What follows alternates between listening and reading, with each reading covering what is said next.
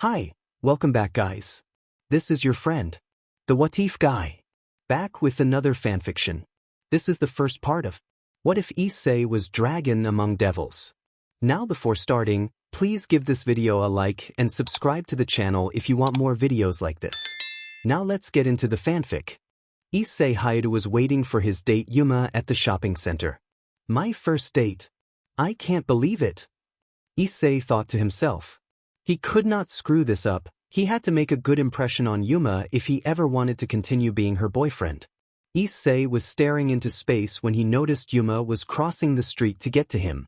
When she made it, she looked at him with a sorry look and said, "Sorry I was so late. My parents were afraid of me going on my first date. I had to convince them everything was fine." It's her first date too?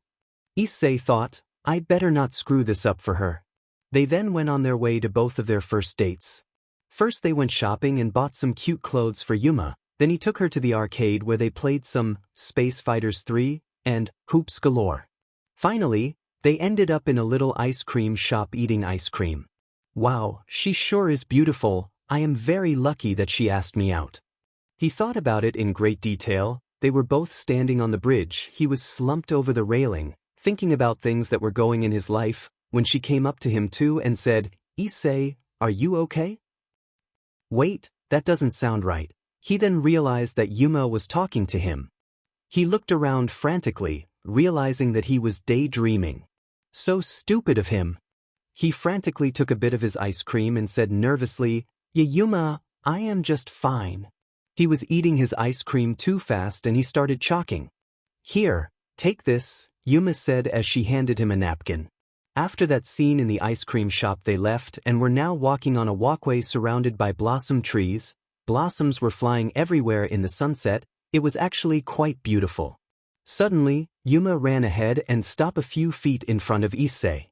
"Since this is both our first dates, I would like to do something to always remember this day," she said as she walked slowly to him. "I'm going to get to kiss her. Awesome. My first kiss on my first date. How much more awesome could this get?" She continued to walk towards him until she was directly in his face. She bent over to whisper something in his ear. "Would you die for me?" Huh. He couldn't believe what he just heard from Yuma. "Now look Yuma, we just met and this is only our first date," Issei said in a panicked voice. "Wow, you really are just that stupid. Let me say this in a way you could understand. You will die for me," she said as she flew back. She suddenly grew wings and could float above ground. She put her hand up to the sky and a spear made of light formed in her hand. "Now die at my hand." She threw the light spear at Issei, who, when hit him, fell to his knees. Yuma slowly descended to the ground and looked at Issei, who was still slumped over on the ground. When suddenly Issei started laughing. Issei then stood up with the light spear in his hand. "So you really thought that a simple light spear would kill me? You are the foolish one, Raynere." Yuma, or Raynare, looked at Issei with a surprised look. "What, are you that surprised that the Red Dragon Emperor could stop a light spear? Your masters have some things to teach you then. I shall explain. I am the Red Dragon Emperor, Issei, one of two of the great heavenly dragons. I have a power that can rival Lucifer himself. So a little fallen angel like yourself would do me no harm." She was on her knees, stunned by the news. She was told to kill this human, as she was told that he was a human that possessed supernatural powers. That's it, nothing about a heavenly dragon. But how do you know I am a fallen angel?" she asked. "Well, it was quite simple. From the moment I saw you I knew you were one. I could also smell it off of you. Fallen angels have a very strong scent." "A smell? Does he really have that strong senses?" "So when you asked me out, I knew it was a perfect time to warn you fallen angels. You ever try to mess with me or Asia again, I won't let any of you live." With that, he created a mass of his dragon flames and sent them after Raynere, but she created a teleport circle just in time and got out of there. Later, back at Issei's apartment, he was with his childhood best friend Asia Argento. She was currently making dinner, while Issei was busy watching TV in the living room. He planned on keeping today's events a secret. He didn't want Asia knowing he went on a date with a fallen angel. "Issei, dinner is ready." Asia called to Issei in a cute voice. Issei loved her voice, but never told Asia that. When he was done eating dinner, he went upstairs to get dressed and go to bed. Soon after he jumped into bed, Asia joined him. She often felt scared when she was by herself at night, so he let her sleep in his bed. They never did anything weird, it was just a way to comfort her. While Asia was asleep, Issei stayed up and thought about what had happened that day. It was so pathetic of him to act like that. He was trying so hard to act like he knew nothing that he forced himself to think what a normal teenager would think. PFF, whatever, what's done is done. So, you think they got the message? The dragon that lived inside of him was speaking to him inside his head just as he frequently does. Let's hope she delivered the message to her higher-ups. I don't want them thinking they can attack us whenever they want to. The fallen angels have attacked him in Asia for a while now. They have only attacked them straight up before now they are trying to trick me. I definitely sensed fear within that fallen angel girl. I don't think we will be seeing her anytime soon. Well, anyways, I start that new school tomorrow. I don't want to be tired on my first day. Good night, dragon. I told you to call me Drake. It's a more fitting name than dragon. I know what you told me, it's just weird to be so casual with a dragon. A dragon that lives inside of you and is a part of your everyday life and you yourself? Good point. Anyways, night, Drake. Issei woke up before Asia did. He looked at his clock to see that it was almost 7 a.m. Classes start at 8 a.m. He gently nudged Asia to wake her up. She just grunted and hugged his arm tighter. Asia, we have to get up. Our first day at Kuo Academy is today. Asia then let go of Issei and sat up. She looks so cute when she wakes up. I will go make breakfast while you do your girl things in the bathroom. Asia nodded slightly, still trying to make sense of what he just saw yet. She's still half asleep. Issei went downstairs to make breakfast. When Asia came downstairs, uniform on, breakfast was on the table ready to be eaten. After their breakfast, they both grabbed their bags and started walking to Kuo Academy. Kuo Academy was a big school, but he and Asia managed it just fine. Since they were in the same class, they both walked together to their first class. Alright class, I want to welcome 2 new students to Kuo Academy. Their names are Issei and Asia Argento. Let's welcome them to our class. The teacher said with delight. Hi, I'm Asia Argento, please take care of me. Asia said with a smile on her face. Next was Issei. He walked to the front of the class to introduce himself. Hey, my name's Dash. He suddenly looked around the room. He smelled something bad. He smelled a devil, not just any regular devil, a powerful one. Issei, are you okay? The teacher asked. Yeah, sorry, I'm just a little nervous. Anyways, my name's Issei. I'm happy to be at Kuo Academy. Right, Issei, you and Asia will sit in the back row. The teacher said while pointing to 2 empty seats. They nodded and walked towards their new seats. Issei was worried. Fallen angels were one thing, but devils? He could just smell one, he knew it. When he was scanning the room, his eyes fell on a boy with blonde hair. That one, that's the devil. After that boring class was over, the devil kid started walking towards him and Asia. Asia, stay close. He said to Asia with a worried look. When the devil kid walked up to him and Asia, he just smiled and said, Hello, my name is Kiba Yudo. I and Occult Research Club would like to welcome you to the school by having you over for some tea. He said all that with a warm smile. So Kiba, do they know who I am? Okay, yeah sure. Asia and I would love some tea. Okay, would after school be okay with you? Yeah sure. Issei said as Kiba said goodbye and walked away. Weird, do they do that with every student? Or do they know what power I possess? Partner, be careful, I sense danger from that one. I can also sense there's more devils than him, also more powerful than him. Thanks Drake, are you ready for a fight? I don't think they want the Red Dragon Emperor to come over for tea as a welcome gift. I think they want something more. After the school day was over, Issei and Asia were walking to the old school building to meet with the Occult Research Club. They stood in front of the door and Issei turned to Asia and said, Asia, I don't want to scare you but I need to tell you what they are so you are prepared. Asia, Kiba is a devil, and I think every else in there is one too. Asia thought about this and nodded to Issei. Okay, let's just be on our toes when we are in there, and remember Issei, try not to start any fights. It's true, Issei got angry and started fights with the supernatural world a lot. He has a bad temper, especially when they don't treat Asia right, then he gets said. They then opened the door to the first inner room. There were some old coats and bags laying on the hooks. They then knocked on the second door. Come in, said a woman from inside. Issei then turned the door knob and let Asia in first, then he walked in and closed the door. Inside, there was 3 people, a little girl with silver hair, a woman standing by the window with crimson hair and big blue eyes, then Kiba, who was standing next to the door. Welcome to Kuo Academy. My name is Maestro Guerrero. I am the president of the Occult Research Club, Rias said with a warm smile. These are some of the other members. The girl with the white hair is Kaneko Tuju. She is a first year in this school. This young man standing by the door is Kiba Yudo. He is a second year at Kuo Academy. So these are the devils at this school. Weird, they seem so normal, at least to normal people. He knew he was in the presence of a very powerful devil, Maestro Guerrero, daughter of one of the 72 pillars. Would you care to sit down and have some tea? Rias asked Issei and Asia with another warm smile. Yes please, we would love some tea.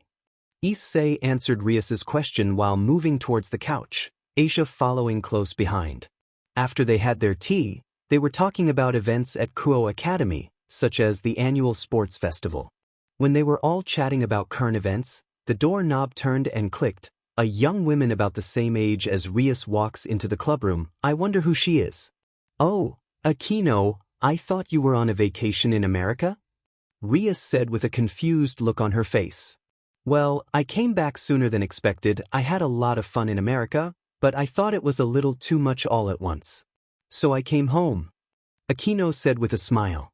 Oh, Issei and Asia, this is Akino, yet another member of the Occult Research Club. She smells of fallen angel and devil. How is that possible?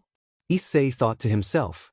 Well, I think we should be going. Thank you so much for your hospitality. Issei said as he rose up with Asia. Thank you for coming and having tea with us. It's not often we have strangers in this building. As Asia and Issei were walking to the door, Rias stopped them. Oh, one more thing before you go, Kiba. Do it now. Rias said to Kiba. Suddenly there was a flash and a sword appeared in Kiba's hand. He began charging towards Asia, when suddenly, the blade stopped before it could touch Asia. Everyone looked toward the 3 people standing by the door. The blade was stopped by none other than Issei. He caught it with his bare hand. Issei then snapped the blade of the sword with a flick of his wrist, then he punched Kiba in the chest, making him fly into the wall behind him.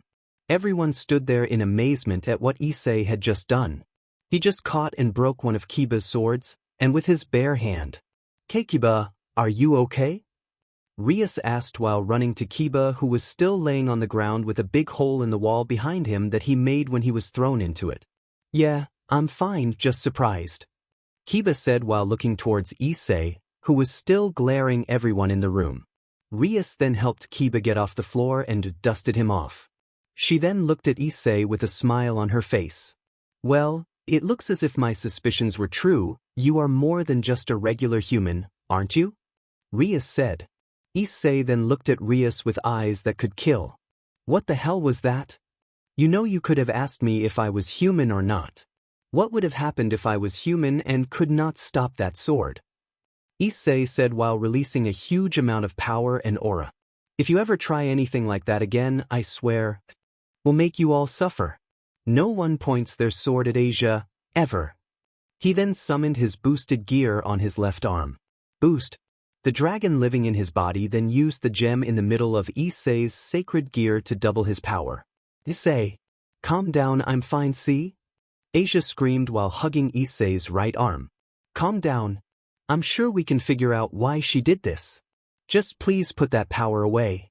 Asia screamed to Issei in an attempt to make him calm down.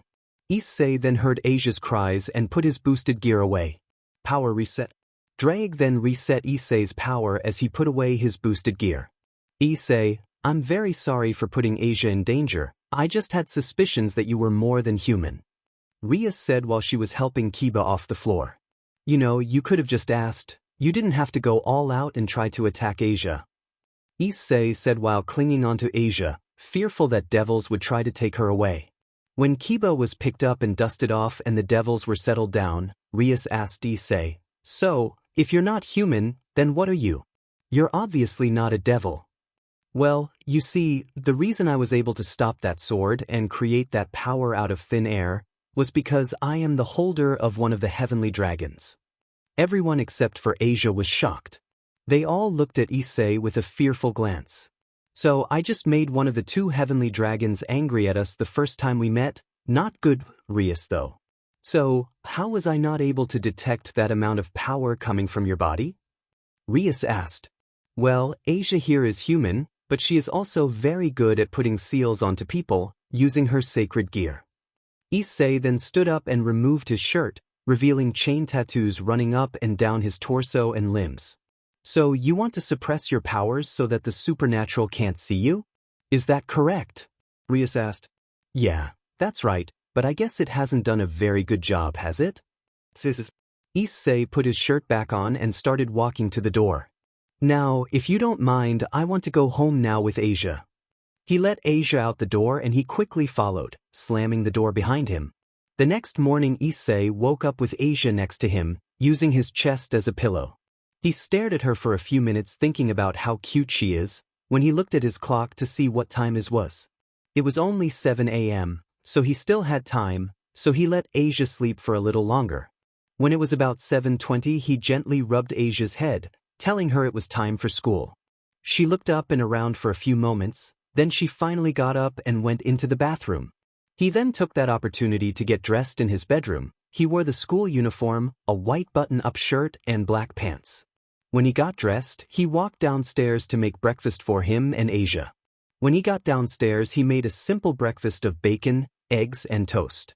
When Asia finally got done in the bathroom, they shared the meal together. "Issei, did you forget to pray over the meal?" Asia asked impatiently. That's right, Asia is a huge believer in God. It's good that she has someone to pray to, and to do things that Christians like her do. But Issei was not a believer in God. He felt like he didn't need that kind of stuff. But for Asia he would do anything, so he bowed his head and listened to Asia pray to God. After breakfast was over, Issei went into the bathroom to comb his wild hair and brush his teeth. After all the house things were done, he and Asia went off for school. "I feel like this is going to be a better day than yesterday, Issei, now that they know who you are," Asia said with a smile. After school, it was a long day for Issei. He was lectured in all his classes about different things, boring things. He was walking to Asia's class to pick her up when she was stopped by Kaneko. "Ria sent me to tell you that she was very sorry about what happened last night, and to make it up she invited you and Asia to go shopping with her and Akino," she said without any kind of facial expression. "We would love to go shopping with you guys," said Asia as she sneaked up behind Issei. "Now wait just a second, Asia. We can't just go willy-nilly when dealing with devils. We have to think about it." Issei said so only Asia could hear him. "Issei, I think that we should give them a chance. They said they were sorry. So we should give them another chance." Asia said back to Issei. "Well, I guess we could tell them to meet us there." Issei said to Kaneko. Issei and Asia said goodbye to Kaneko and walked home. "Do you really want to go shopping with them? You are usually shy around new people," Issei asked Asia. "Well, I want to become brave just like Issei, so I thought I would start now at this new school," said Asia smiling at Issei. When Issei and Asia got home, they took off their school uniforms and put on casual clothes. Issei was wearing a black t-shirt and jeans, while Asia was wearing a white shirt with a cat on it and jeans. They set off for the mall. Asia was looking nervous, but excited at the same time that while Issei was just curious to what they wanted. When they got to the mall, Issei looked at Asia with a concerned look and told her, "Don't try to act too friendly with them. They still are devils and are not to be trusted. I know you're trying to be braver, but let me handle most of the talking. Is that okay?" Asia nodded and they kept walking. When they got inside the mall they found Rias and Akino waiting for them by a little cafe. They were talking and drinking tea. "Well, it's a surprise that you actually showed up. We were planning on going shopping anyways, so we thought we would invite you too as an I'm sorry, but we were beginning to think you were not going to come," Well, I needed to take Asia out and have some fun anyways, so I thought maybe this would be a good time. Issei said, rubbing the back of his head. Rias and Aquino nodded and asked them to sit down. Rias bought them tea and they began talking. Asia, I wanted to say that I'm sorry for what I did yesterday. It was completely wrong of me and I am at fault. Rias said to Asia.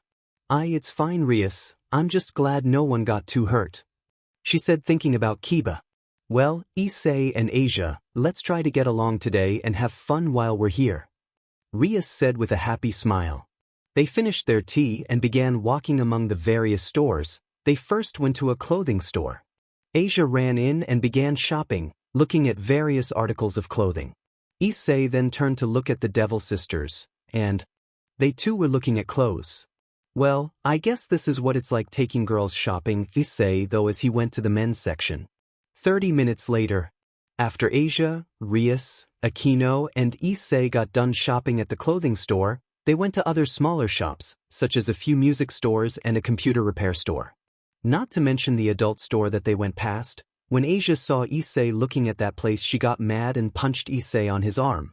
After about an hour of shopping, they all went to another cafe and got dinner. They talked about their school life and some of the upcoming events at the school. Issei was starting to daze off when he heard screams coming from a nearby store and a loud bang. Issei stood up and started running towards the store. When he got to the entrance of the store, he saw 3 men with guns. They were robbing the store. There was a very scared cashier putting all the money inside of a plastic bag.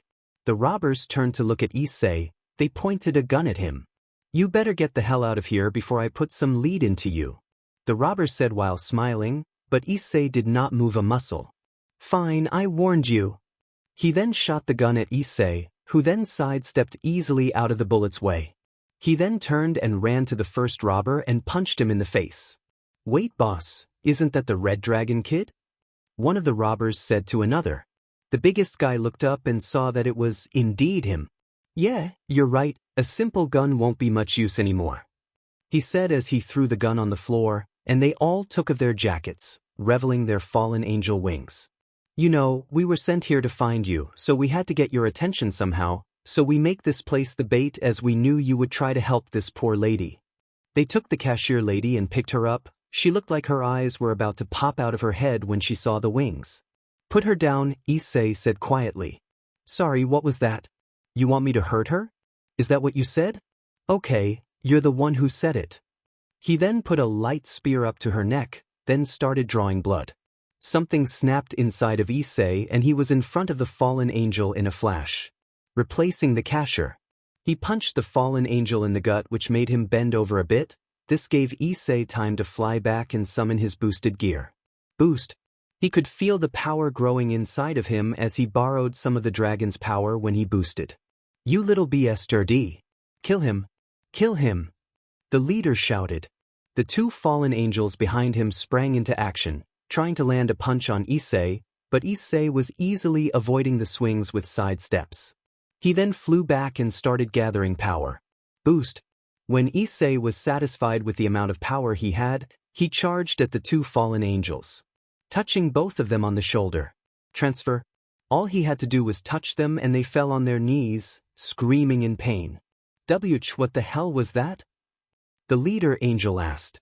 Well, all I had to do was touch them and transfer a bit of power to them. Their bodies can't take that much power, so they are trying to figure out how to get rid of it, resulting in some hardcore pain. Issei said as it was nothing. Well, let's see what you do when I hurt someone you actually care about. He then flew over to where Asia and the 2 devil sisters were taking civilians and took Asia. They were now hovering about 20 feet in the air, with her dangling by her leg. You make another move and I will drop her, he said while holding her by her ankle. Crap, what do I do? Let me handle this, Drake said inside of Issei's mind. Before you make the greatest mistake of your life and drop that girl, what is your name? Drake said out loud so everyone could hear him. Me? Oh, I'm only the leader of the first Enoch, a high-ranking fallen angel group. I alone am far more powerful than your little boosted gear toy, he said while smiling. Ready to sync, partner? Drake said. Absolutely, Issei said to Drake. Full sync activated. Issei now had the power of the red dragon running through his body. Issei looked at the last fallen angel and flew at him at the speed of light, punching him in the jaw. He then let go of Asia to hold his newly broken jaw. Asia was falling through the sky when Issei jumped to catch her. He then carried her bridal style and dropped her gently on the ground. Asia, go with Rias and stay away from here. I will meet you at the old schoolhouse. Asia nodded and ran to Rias and Aquino, then they grew their devil wings and flew out of the mall to the school grounds. Issei then looked at the fallen angel. He was said. Issei used the power of Drag to the best of his abilities. Dragon shot. Issei then gathered a mass of dragon energy and punched it so it would fly to the fallen angel. When the shout made impact, there was nothing left in the sky. Instead, he was shot to the ground, miming in pain as he could no longer talk properly. Issei then pulled him up by his collar and looked him dead in the eye. Don't ever let me see you again, or else you will be destroyed. He then made a teleport circle on the ground and threw him into it. The place that he sent him was unknown, but it was somewhere in hell, where he belonged. At the old schoolhouse, Asia, Rias, and Aquino were waiting patiently for Issei to get back. They were sitting on the couches drinking tea, worrying about Issei. He was going against the leader of the first Enoch, which was no joke. Issei could die. When Issei finally arrived at the schoolhouse, he was tackled by Asia. She kept hugging him, asking if he was okay. When Asia made sure that Issei was okay, they both sat down and looked at Rias and Aquino. That was incredible, Issei. I've never seen anything quite like that. What did you do? Something called a full sync. Rias asked. Well, when it was just Asia and I, we needed something to enhance my powers, so we came up with the idea of full sync. When I use that, I and Draig's soul merge, enabling me to be able to use his power to its full extent without having to go into balance breaker mode. Issei explained to Rias and Aquino. That's truly incredible. I would have never thought of that, but won't your body try to reject the power of a great dragon such as yours? Aquino suddenly asked. Well, I have what you call an adaptive body, meaning that I can take in other sorts of powers without too much of a risk, which is why I can carry this. He then stood up and activated his boosted gear. Power up, Ascalon. Then, the blade of a sword came out of Issei's boosted gear. Rias and Aquino looked at the blade with wonder. What is that blade? Rias and Aquino asked. It's the blade of Ascalon, the dragon slayer. I got it after helping some angels fight the fallen angels. They were in a really tight spot, so I helped them out, and this was my reward. Issei then returned the blade and turned off his boosted gear. Well, I did have fun for most of the day, but I think that it's time to go home, okay, Asia? Issei said. At Issei's house. When they got home, Asia ran ahead of him and stood on the doorstep and looked at Issei with determination. I want to thank you for today, Issei, for buying things and saving me. I really could not ask for a better friend. So tonight, I'm going to make you relax for once and we can just sit around and watch movies together. Asia said with a big smile. So go upstairs and change out of those dirty clothes and come back downstairs. They finally went inside to Issei's house, and just as Asia told him, Issei went upstairs to his room and took off his torn and dirt-stained clothes and replaced them with some pajamas. You know she likes you, right? Yes, I realize that, but how should I do about it? I've never gotten too close to a girl before, not to mention have one like me. Just try to be yourself, try not to screw this up, okay? I'll try, but this is my first whatever, good night, Drake. Issei then opened his bedroom door and went downstairs. He found Asia sitting on the floor, looking at different movies that they could watch. Then he and Asia could hear a timer go off in the kitchen. Asia then took off to go retrieve whatever was cooking there. She returned with a bowl of buttered popcorn. She set it down on the table and continued looking at movies. You know, Asia, you don't have to go to all this trouble.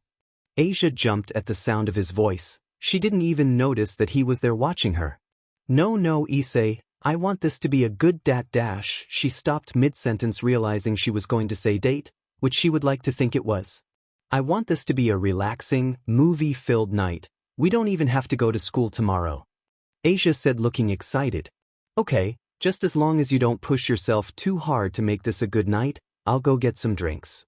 Issei said as he wandered into the kitchen. He then returned with 2 drinks in his hand. He found Asia sitting on the couch with a big blanket wrapped around her. She then threw the blanket so Issei could get under it too.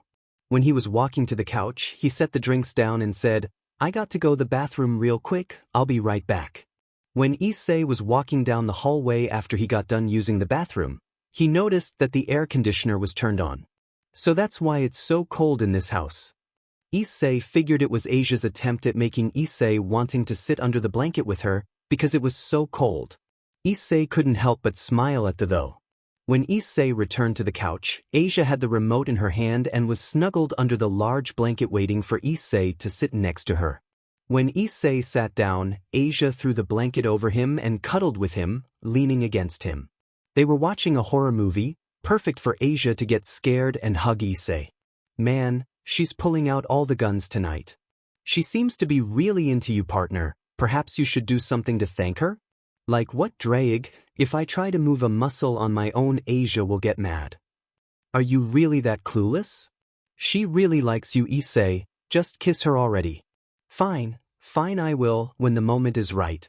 I will kiss her. Issei then turned his attention to Asia, who was still watching the movie. She seemed to be really into it. But then there was a monster or something that popped out of the corner in the movie and Asia jumped and buried her head in my shirt. I lifted my hand to pat her head and comfort her, but she lifted her face to mine and our lips were connected. Shocked that my little Asia would do something so brave such as that, I returned the favor and kissed her back. When we parted lips, she looked at me with her beautiful green eyes, waiting for me to speak. Asia, I lick dash. Issei, I love you. Asia suddenly screamed and tackled me to the floor. She was on top of me, leaning her head against my chest. Please never leave me. I don't know what I would do if I wasn't with you. Asia whispered in my ear. Asia, as long as I live, you will always be safe, I can guarantee you that. I would never leave you for 1,000,000 years. You are my only friend and family. Asia had tears in her eyes. She leaned down and rested her head on my chest. It looks like we are sleeping here tonight. I don't care though, as long as I have Asia, I'm comfy anywhere. You did well, partner. I can tell she is very happy. They both laid their heads down and fell asleep. I woke up on the floor. Asia is still laying on my chest. She was so light and tiny it was fine that she was there. I could hardly feel her. He picked his head up and looked around the room. There was no clock in that room, so he had no idea what time it was, but the sun was shining through the windows, so that have him an idea of what time it was.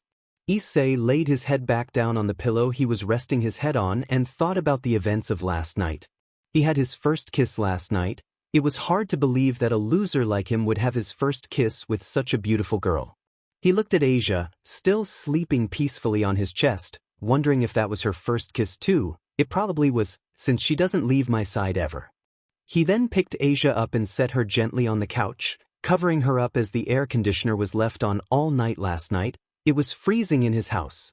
The first thing Issei did was run upstairs to the thermostat and turn the air conditioner off, and the heat on low. He then started cleaning the living room where they had their date night last night. Date night, huh?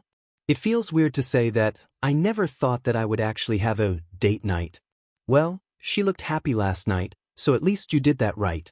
Thank you, Drake. Now what should I do now? You said that you were partnered with a harem king at one point.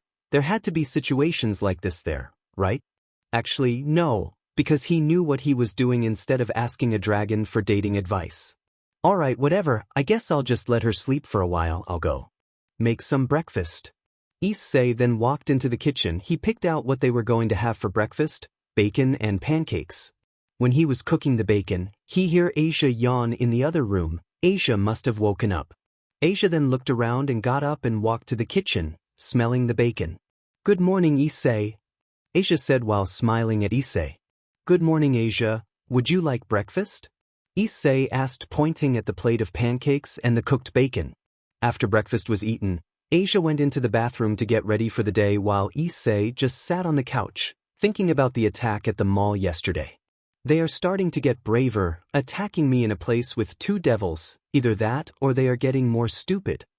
Issei thought, yesterday's battle was nothing abnormal. Fallen angels have been attacking him for years now. Asia then came down the stairs wearing a simple gray t-shirt and jeans.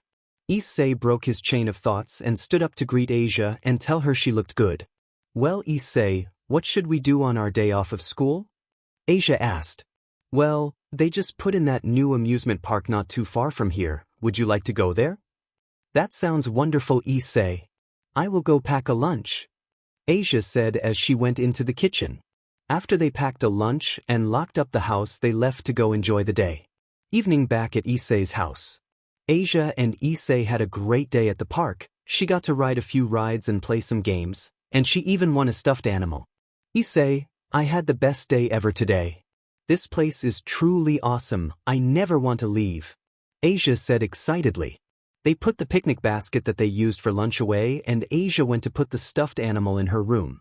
When they both got done putting stuff away, Asia tugged at Issei's shirt and asked, Issei, do you want to go see Rias and her club today? Why would you want to see them?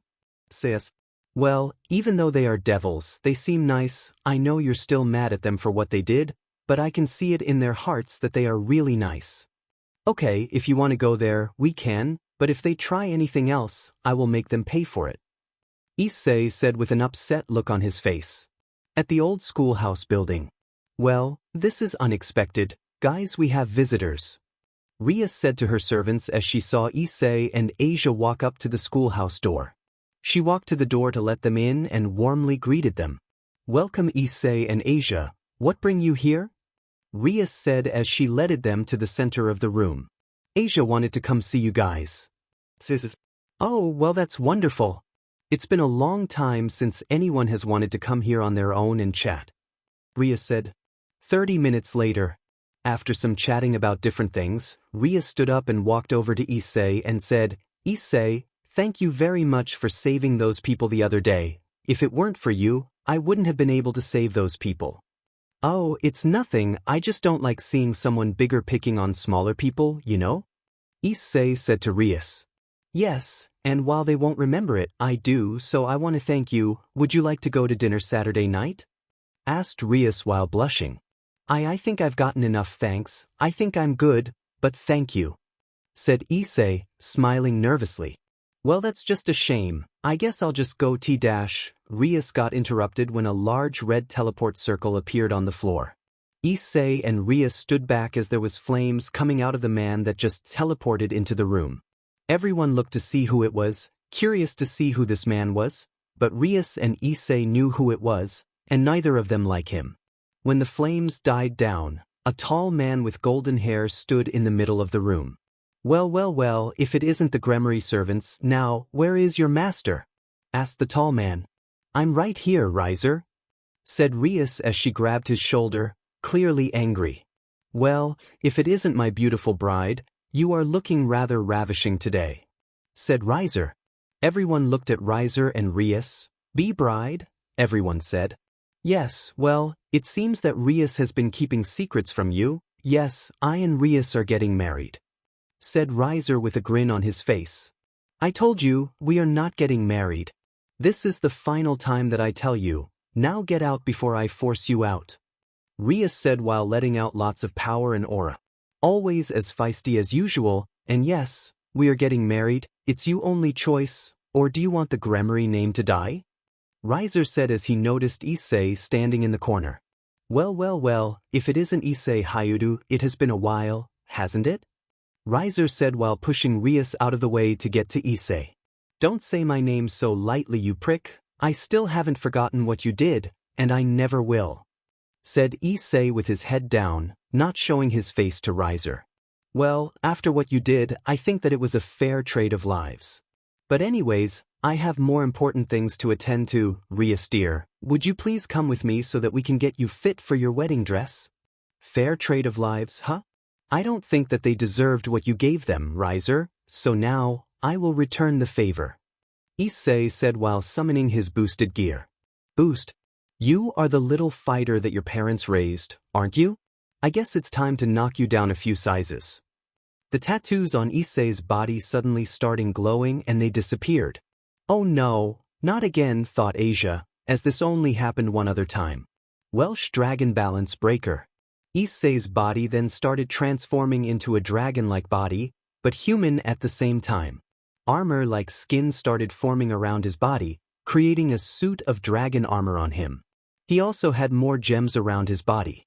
Let's settle this once and for all, Raynare. This will not be necessary, Issei and Raynare, said a lady that appeared out of a white teleport circle. The lady that appeared had white hair and a maid's outfit on. Lady, if you don't want to die, I would move if I were you, said Issei, still in balance breaker, waiting for her to move so he could strike Raynare.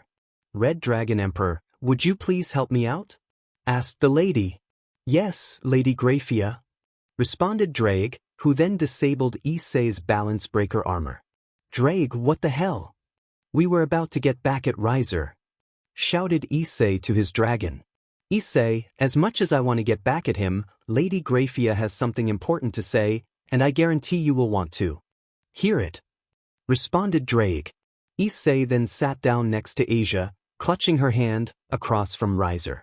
Now, Surzex knew that Rias and Raynare would get into a fight about the arrangement.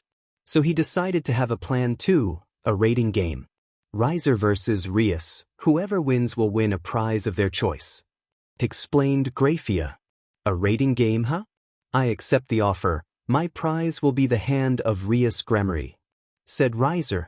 I accept also. My prize will be the opportunity to marry who I wish, Rias said to Grafia. Well, looks like I will be marrying Rias after all, after I win of course, said Raynare confidently. We will definitely win, Raynare, then I never want to see your face again, Rias said to Raynare. Oh yeah, you and what army? While you only have 4 active players, I have a full set. Raynare then summoned his peerage to his side. A full chess set. Actually, she has 5 players. The newest one is the Red Dragon Emperor. Issei then spoke up to everyone.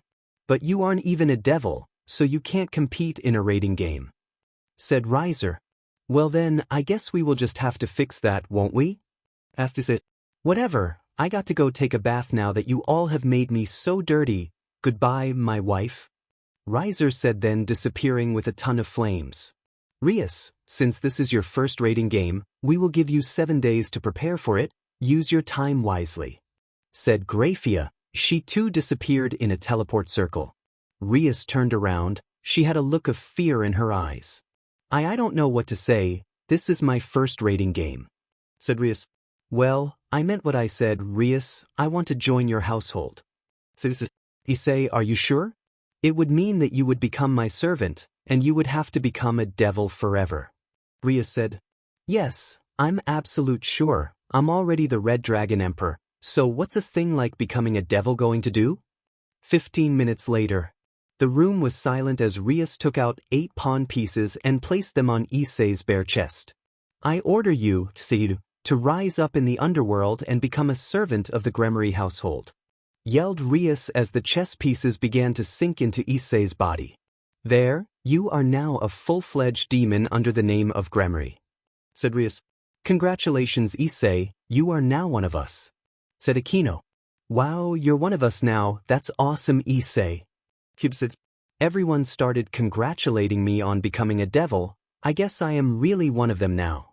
I want to become one too, Rias. Just like Issei. Asia said to Rias. Asia, I am becoming one for my own purposes. That doesn't mean that you have to become one too, Issei told Asia. I know, it's just that we promised that we would follow each other until the very end. You and I said that. Asia had some tears in her eyes. I knew that too. I just wanted to protect her faith because she depends on it so much. I don't want you losing your faith in God, Asia. He means so much to you, and I don't want that taken away from you. It's true that I love God, but I love you more, Issei. I will follow you until the very end, just like we promised, Asia said while crying. I guess it's your choice, Asia. I want you to think about this though. She nodded, understanding what Issei was saying. She would think about it. All right, Asia said that she will think about it. Now, what next? Issei declared to everyone. Now, we plan for a training camp, and I have the best place. It's a secluded area in the Gremory territory, said Rias, pulling out a map. It's right about here. She pointed towards an area of woods. We will head out there tomorrow morning to use all the time we can, so I want everyone to go home and go right to bed. I want everyone here at 6 a.m. tomorrow morning. Rias said. Yes, Rias. Everyone said before heading out. At Issei and Asia's house. When Issei and Asia returned home, they immediately went to bed, not wanting to be late for their first day of training camp. When Asia and Issei went to bed, Issei turned to Asia and said, Asia, if you want to become a devil, then that's fine, but I want you to wait and think for at least 3 days. If you still want to become a devil, then that's fine, I just don't want you to throw away your faith of God. Issei said to Asia when they laid down in bed. Okay Issei, Rias said that I could accompany you guys to training in the woods. Asia said. Good night Issei. Asia said before closing her eyes. Good night, Asia. The next day, Asia and Issei woke up and did their morning activities and then headed to the old schoolhouse building. Today was Saturday, so there were no other staff or students at the school. When they got there, everyone else was there talking about the schedule for training. For half of the time there, we are going under physical training, such as lifting, running, and sparring. Then, for the remaining time we will undergo magic training with Akino. I figured that I had nothing to worry about. I probably won't do much training as I already am more powerful than the other servants. Issei, come here please. Rias said leading into the corner of the room. So Issei, I know you're the newest member here, but could you help train the others with me and Akino? You're the Red Dragon Emperor, you know fighting techniques that even I don't. Will you? Rias asked. I guess so. I will help train under one condition. If Asia wants to help fight with us by becoming a devil, then I want you to protect her no matter what. I don't care if you have to choose between me and her, I want you to choose her, understood? Issei said with a serious face. I understand, I will protect her with my life. Rias promised Issei. Good now, do you want to start heading out? Issei asked so that everyone could hear. Yes, everyone let's start heading out. Kiba, Kaneko and Issei, would you be nice and carry everyone's bags? Rias asked the three, because they are men and Rook, it would only be polite for them to carry everyone's bags. 3 hours later, the Gremory team were hiking their way to the training area. Issei and Kaneko were carrying their bags just fine, but Kiba was having some troubles. He was not as strong and has less stamina than Issei, while Kaneko was a Rook, so she had the power of 20 strong full-grown men. Kiba, do you want me to carry some of your bags? I'm sure I could boost so I could carry your bags. Sure Issei, here you go, thank you so much. Sweet, this would be a time to show everyone what will be training them this week, ready Draig? Yes partner, show them what they are up against. Issei summoned his boosted gear, putting down his bags.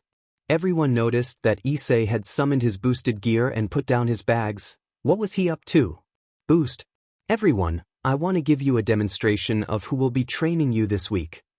Issei announced. Welsh Dragon Balance Breaker. The same armor as before starts surrounding Issei's body. When he was completely in balance breaker form, he picked up his, Kiba's, and Kaneko's bags and threw them over his shoulder. He then grew his dragon wings and started flying, with all that luggage on his back. Then he suddenly started darting towards Asia. He swooped down and picked her up, flying with her in his arms. Wow Issei, I'm glad that I asked about you helping train. Rias yelled, Issei is going to help train us? Kiba said, stuttering after seeing this kind of power thrown around casually.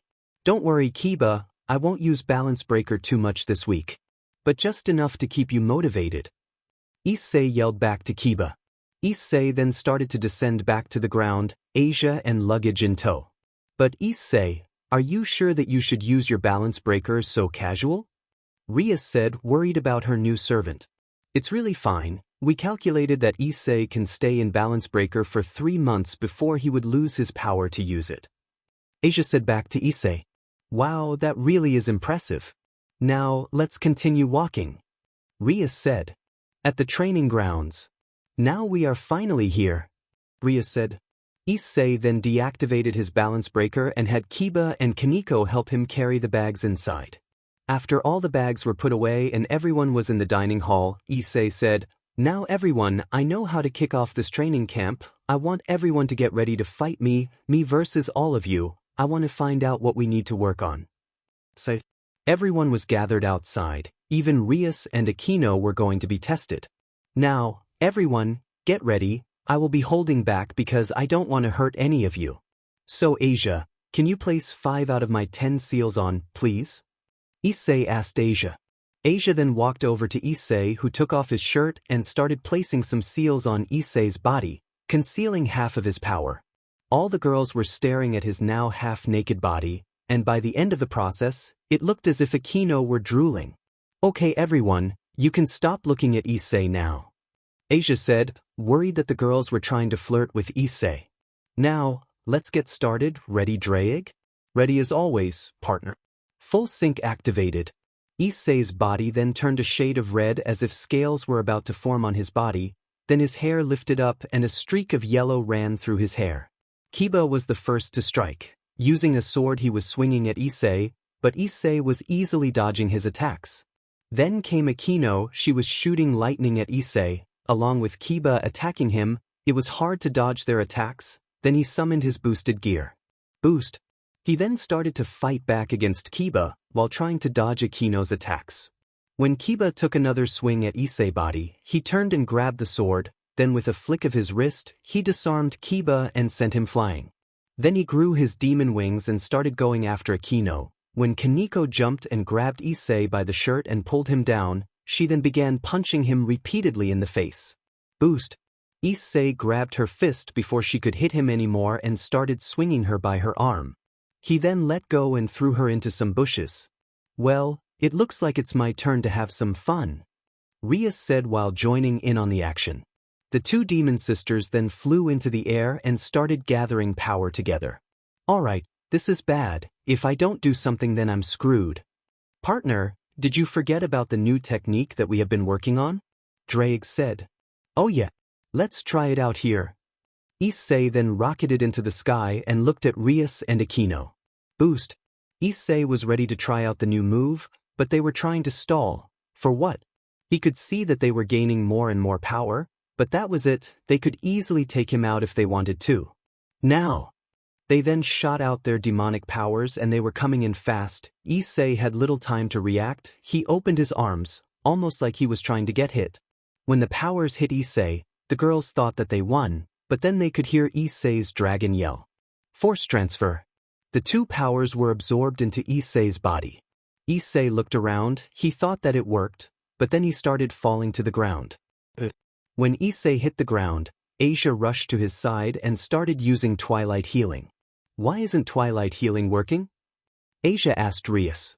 Asia Argento, this is not a physical wound. Issei tried to take in all that power and turn it against the two devils, but it was too much for his physical body to handle, so his body got overworked and shut down. Asia nodded to what the dragon had to say. Even though the dragon was a part of Issei, they had two different souls, meaning that she could talk to Drake even when Issei is like this. When Issei woke up, it was already nighttime. Issei sat up and realized that he was in a bed with Asia. She looked up at Issei and tackled him back down onto the bed. Issei, I was so worried. You hadn't woken up, so I stayed with you the whole day.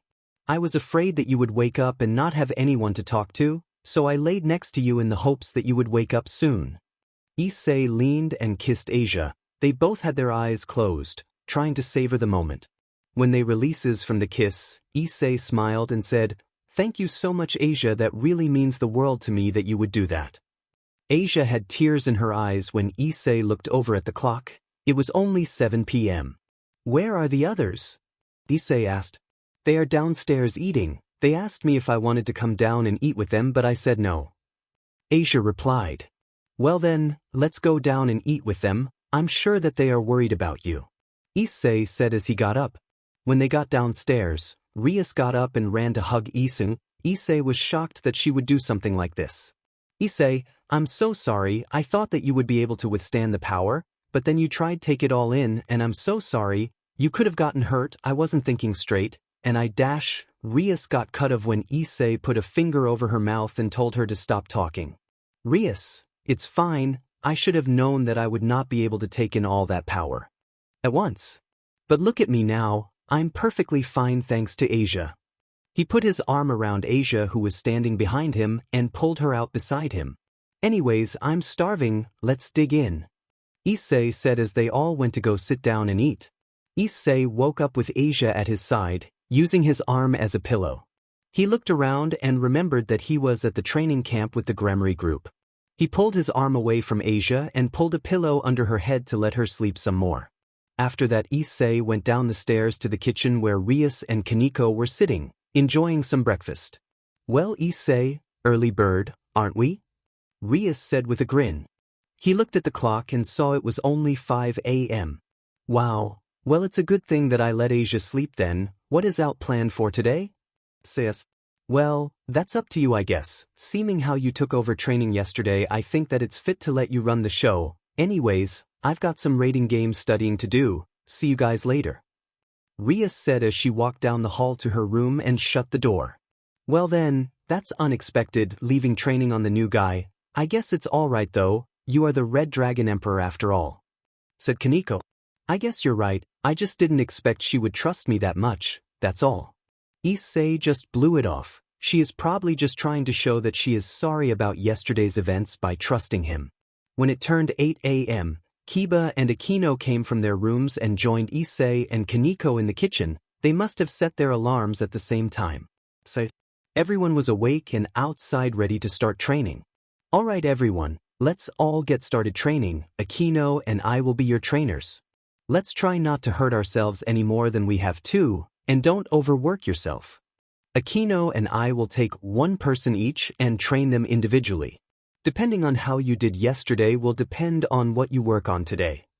So they decided to train Kiba first. They were going to work on his agility and stamina.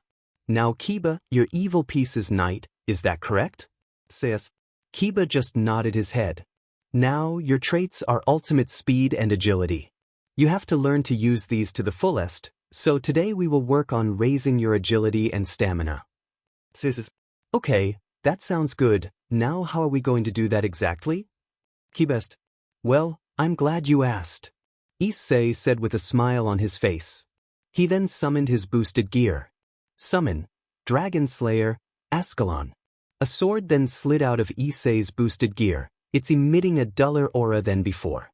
Don't worry, I'll take it easy on you. I had Asia put another seal on this sword to make it so if I hit you it won't kill you, it will hurt a lot though. Issei said as he started swinging at Kiba. Kiba took his sword and started blocking his attacks. At first Issei thought that Kiba was doing just fine, but then he started getting tired and his moves were getting messier. It was getting harder and harder for Kiba to block his attacks, but this is exactly what Issei meant. Kiba needed to get so that he could fight off an opponent, no matter how hard his or her attacks are. After about 3 hours of training, Issei let Kiba take a break.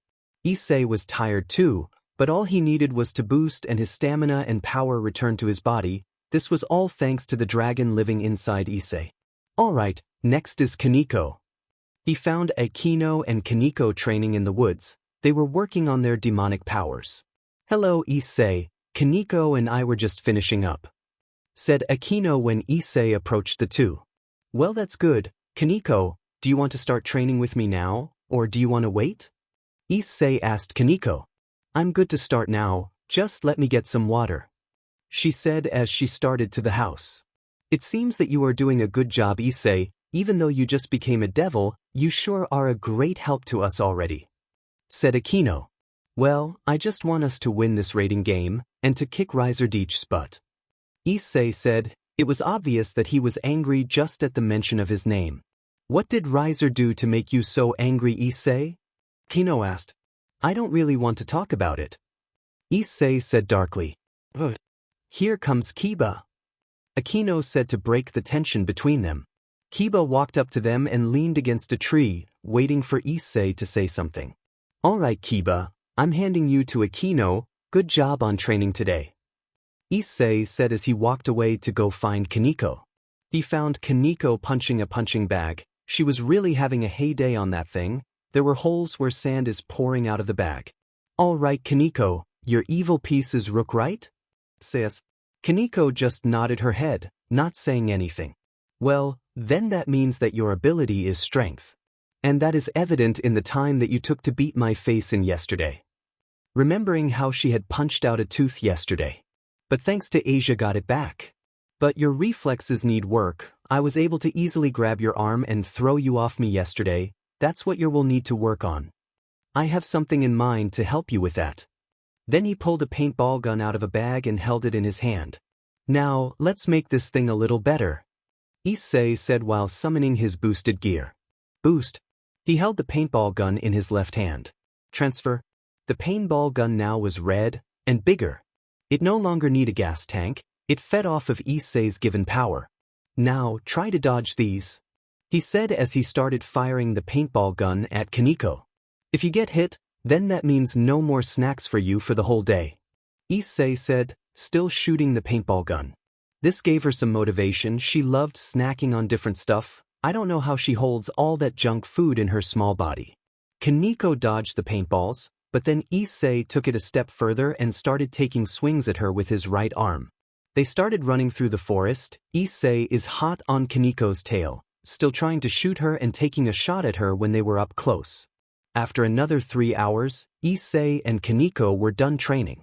Kaneko was upset because she had been hit twice with a paintball, which was evident with the paint splattered on her training uniform. They all went in and found that Asia had dinner ready. She had spent the day training by herself, cooking and cleaning. Asia, what kind of training did you do during the day? Kiba asked when they sat down to eat. Well, Issei gave me some things to work on my twilight healing, so I just focused on that today, Asia replied to Kiba. By the way, have you seen Rias at all today? Akino asked. Actually, I saw her just about 20 minutes ago. She went outside to get some fresh air after studying things about the raiding games all day. Well, I guess I'll go give her a report on today. You guys ahead and start eating, Issei said. Okay, Issei, but come back soon, we want to talk with you too, Asia said. Issei went outside to the back porch and found Rias staring at the sky.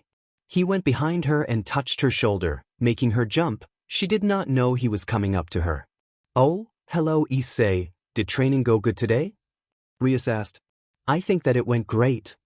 Issei then gave a full report of today's events.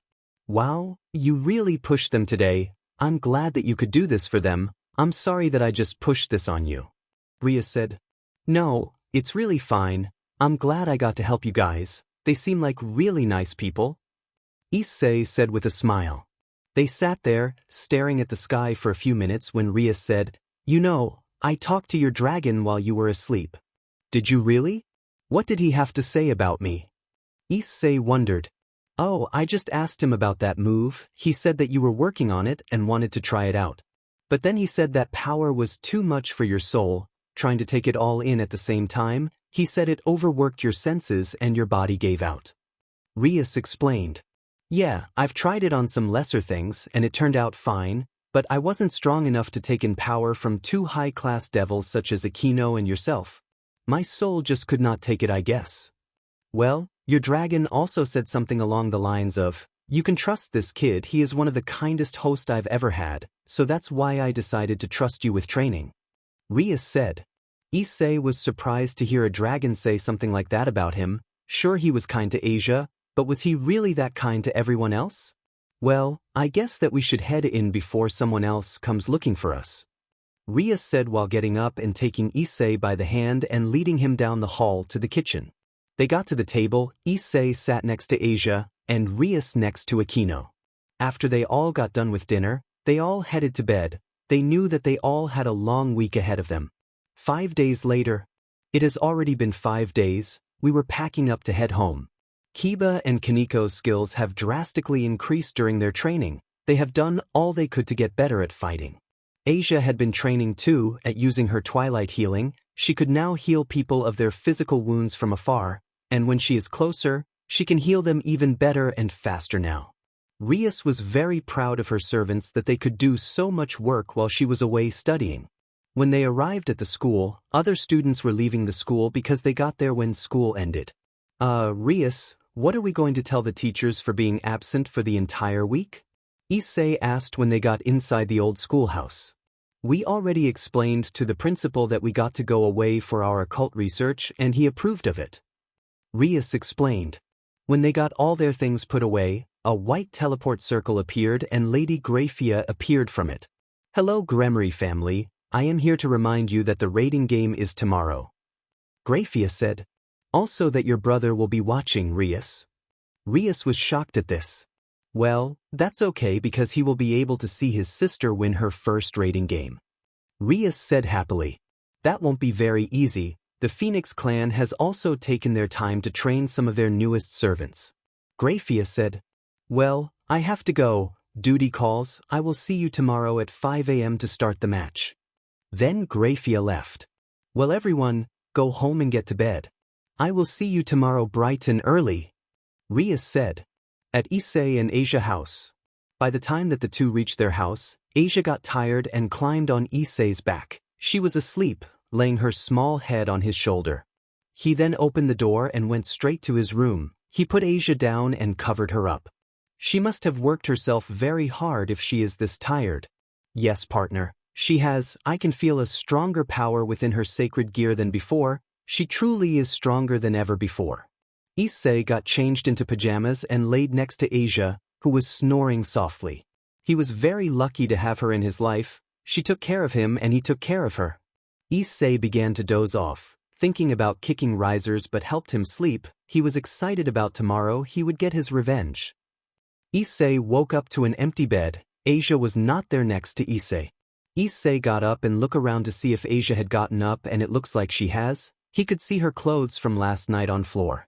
Issei got up and got dressed into a pair of jeans and a plain black t-shirt. He wanted to be as free to move as he could today. He opened his door and walked down the stairs to find Asia reading a book in the living room. Issei walked up to her and found her reading a book called 1Q84. Asia, what time did you wake up?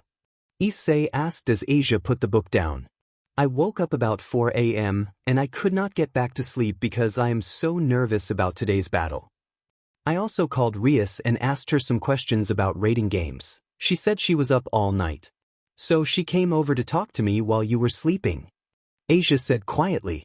Issei was surprised that he didn't wake up if Rias came over. He would usually hear people come in from his room.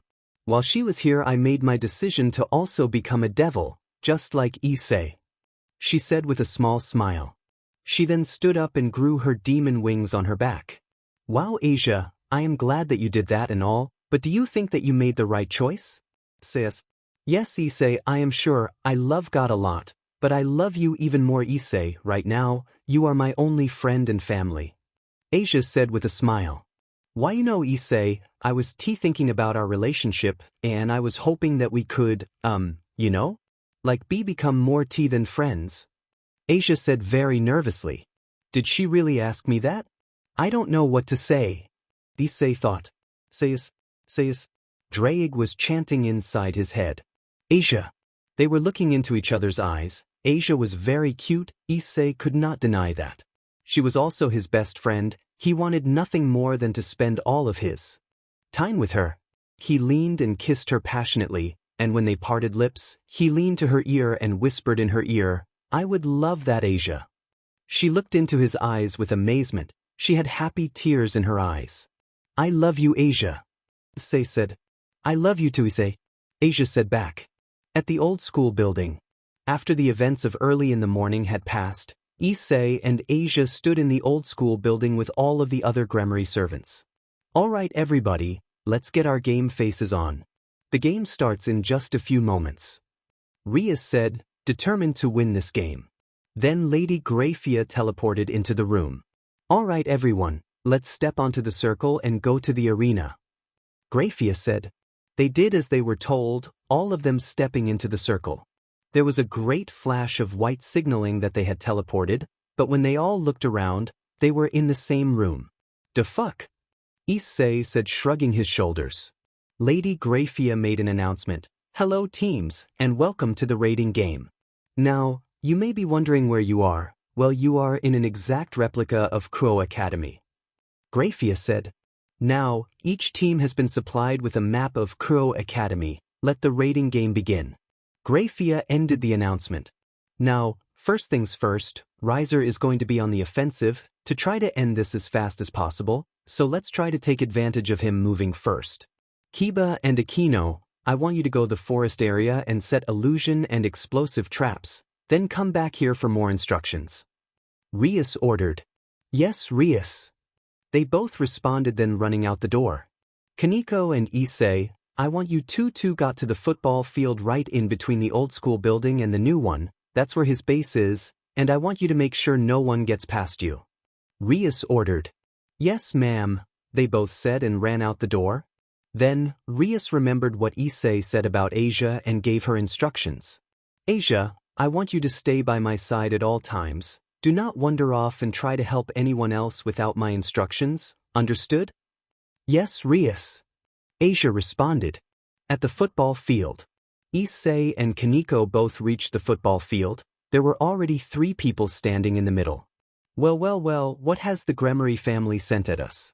A little girl and a handsome boy, said the girl with red hair. I am Isabella, one of Raynare's rooks.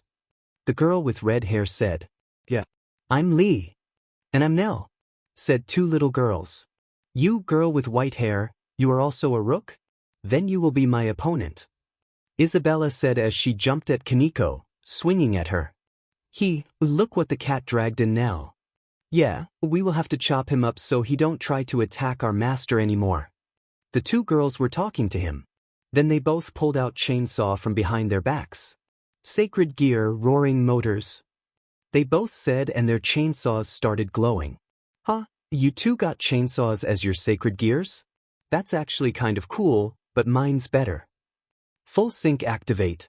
Issei's body started changing to the looks of a dragon. He started growing scales on his neck and arms, while his hair raised up and got a yellow streak through it.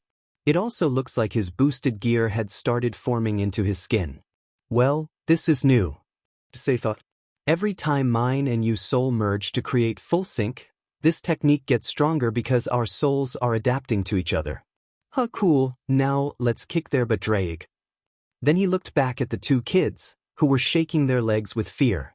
Then they started running at Issei with chainsaws slashing everywhere in the air.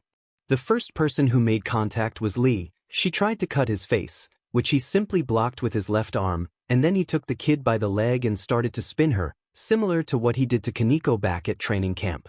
Issei threw her at the other twin. They both crashed to the ground. Now, let's finish this, Issei said with a smirk. Dragon shout. He then started yelling at the 2 girls, but he wasn't yelling. The dragon inside him was screaming at them until they were thrown into the stands behind them. They tried to get up, but they just slumped over and laid there, then they disappeared. 2 of Raynare's pawns retired. Grafia said.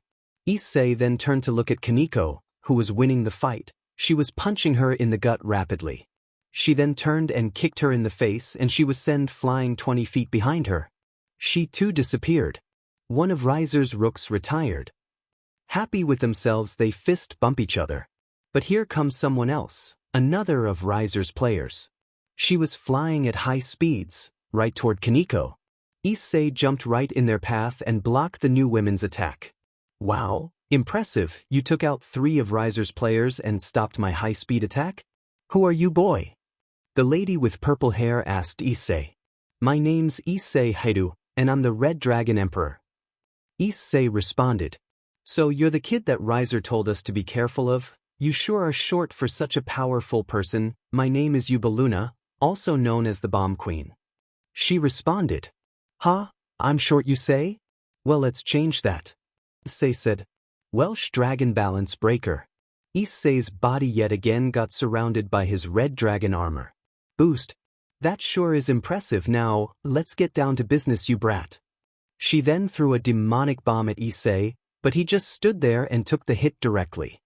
He looked back at Kaneko and said, Kaneko, let me handle this one.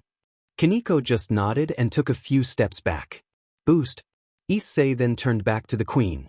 Yes, let's get serious. Then he rocketed his way to her, tackling her and dragging her through the sky at high speeds. When they were above the clouds where Kaneko could no longer see the 2, she heard them. Explosions and big booms, but she could also hear Issei's dragon voice. Then the sound stopped and Kaneko looked up to see something shooting to the ground.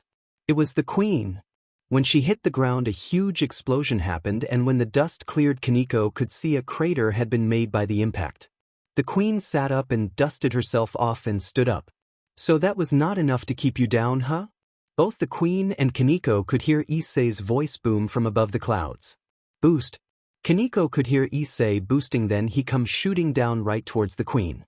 When he made impact, yet another explosion that was bigger than the first one happened, and the crater was even bigger. When the dust and dirt clear out of the air, there was no more queen. Kaneko, look, Issei said while holding a few glass shards. This belonged to a bottle containing phoenix tears. That's how she was able to get up after landing. Issei explained. Then Kaneko made a small sound and fell. She had a blade in her back. Kaneko gave Issei one last look and then she disappeared. What? Issei was very confused when he saw Kaneko disappear.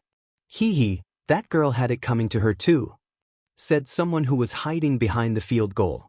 Hey, show yourself, Issei yelled out. Then a girl with dark blue hair came out and looked at Issei. Then suddenly, Grafia boomed over the intercom. 2 of Riser's rooks and 1 knight of Riser's has retired. Also, 1 of Rias's knights and 1 of her queens retired. Crap, Kiba and Akino got taken out. Well, it looks like it's just you, me, Gremory, and Lord Riser. Nope, you are wrong, it's you, me, Rias, Lordich, and Asia. She looked surprised to hear that Rias got another member to her family. Well, anyways, they won't be here much longer because we are very close to winning anyways. She then darted forward, trying to attack Issei. He then ducked and kicked her feet out with a sweep of his legs. She fell to the ground. He kicked the sword away from her and flew back. Boost. Before she could get up, Issei already had something in mind. Dragon shot. A little ball of dragon and devil magic appeared before Issei. He then punched it to the girl, who had no time to react. The small ball hit her and made an explosion bigger than any of the Bomb Queen's explosions. 1 of Riser's knights retired, Grafia said over the intercom. He then started flying to his base, hoping to find out what Rias had in mind. But when he got there, no one else was there. Instead, only a note was left on the table. Issei, Kiba and Akino are in trouble. I'm going to go find Riser and try to get the drop on him. Get to his base as soon as possible. Boost. He then turned around and flew out the windows as fast as a jet. When he got to Riser's base, he found Rias laying down, almost defeated, on the ground. Asia was nowhere to be found. Before he got there, Issei could hear what Riser was saying. This poor little girl was your last chance, Rias. Now I'm going to crush her. Then I'm going to crush you. He has Asia. This made him go even faster. He landed in between Riser and Rias. He had Asia in his hand. He was choking her. Asia. Boost. He rocketed forward and grabbed Asia from Riser's grip and set her down behind Rias. Asia, get Rias back up, then go and hide somewhere. She nodded and got on her knees to use her twilight healing on Rias. You little brat, Riser said, shooting fireball the size of basketball at Issei, who was avoiding them to the best of his abilities. When Riser let up a little bit, Issei rushed forward and kneed Riser in the chest, knocking him over. Why, you little, wait a minute. He then smirked and snapped his fingers. When he did that, an explosion happened behind him, right where Asia and Rias were.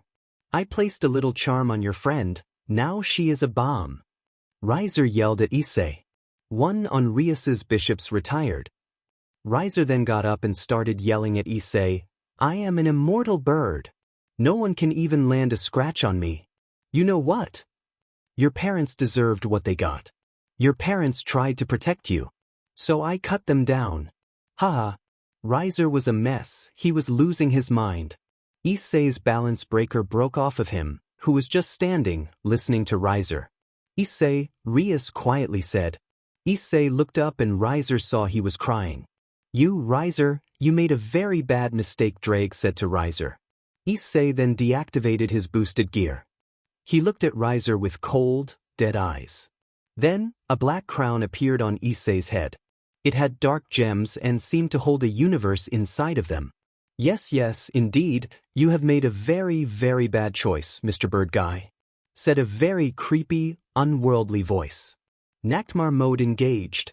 Issei then raised his arm and flicked his wrist upward, and Raynare was sent to the ground, screaming and holding his head. Maki at stoop, Raynare cried out. Raynare was screaming in pain and horror. Rias turned her head and covered her ears to block out the horrid sounds that Raynare is making. Please see, I beg of you, make it stop. Raynare then started to tear at his flesh, tearing skin and making deep cuts within himself with his nails. Huh, that's funny, Raynare, because that's exactly what my parents said when you burned them alive. Issei screamed. Then Raynare started to act as if he were on fire, swatting at his body screaming, "Put it oh!" Issei then turned his head to Rias, who had her hands over her ears. She was crying her eyes out, having to listen to Raynare's hellish cries. Issei then realized what he was doing and stopped it. Raynare was still on the floor, crying. Rias uncovered her ears and went to Issei, slowly approaching him as if she were scared of him. Issei? Are you okay? Rias was scared that he would do the same to her. Yes, Rias, I'm fine. Stop being scared. I'm in full control of my body. I would never do something like that to you. Issei said calmly. I resign. Get me away from him. Raynare cried out.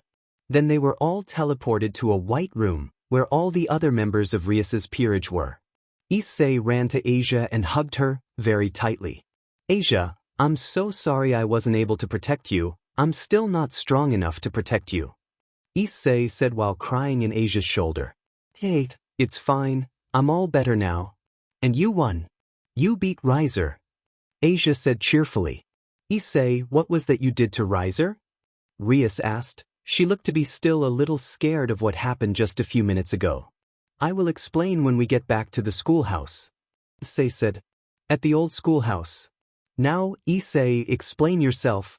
I want to know about what you did to Raynare and how you did it. Rias demanded.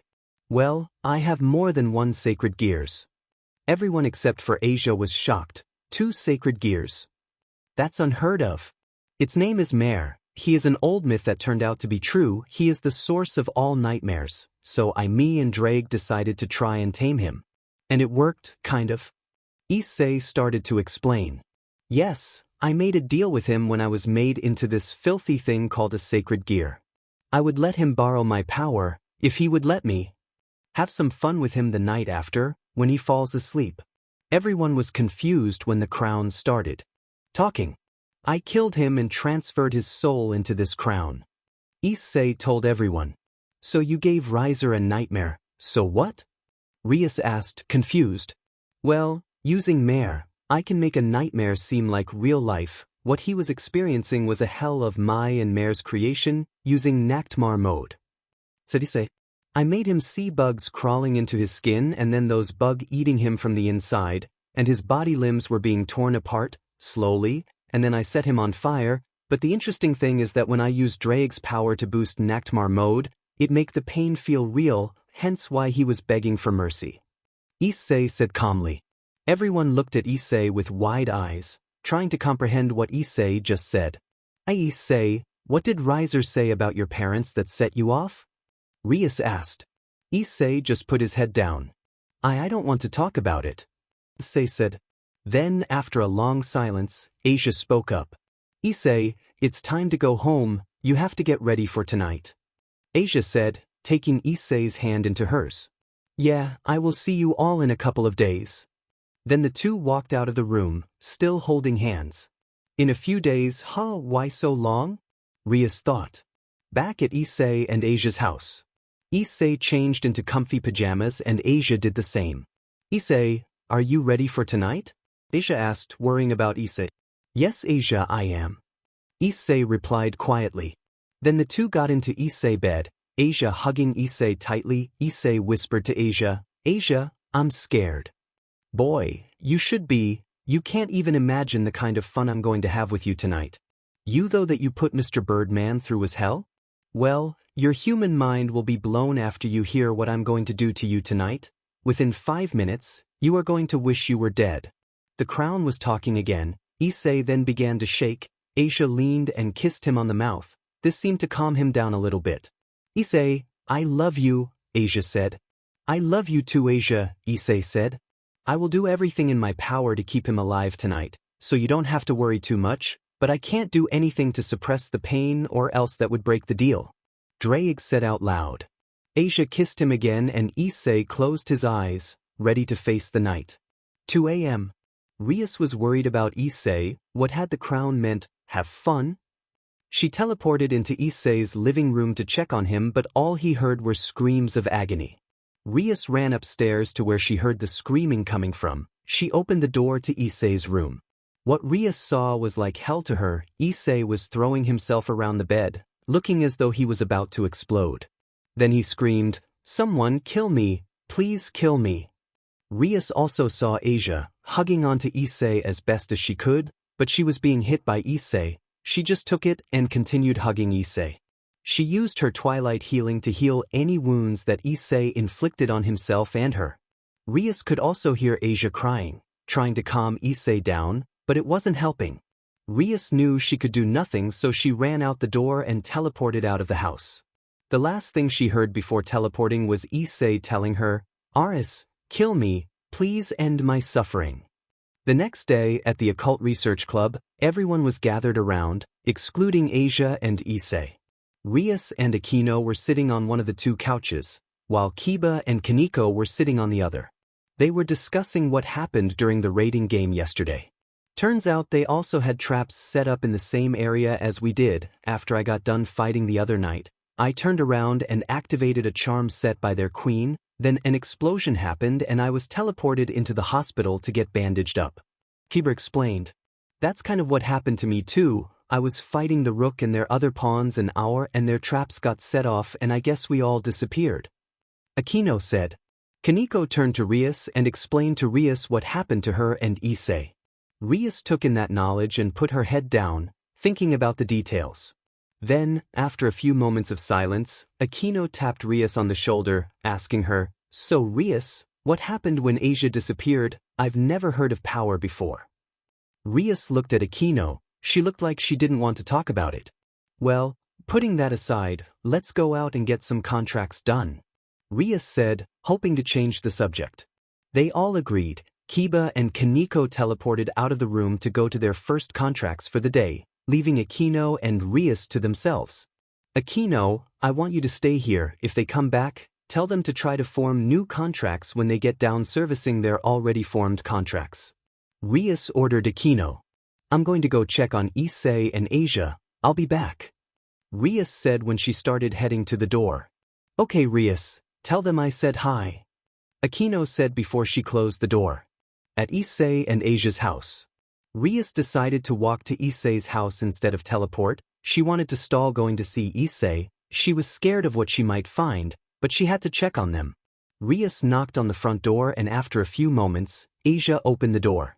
Asia had messy hair as if she had just gotten up. She also had some little blood stains on her pajamas.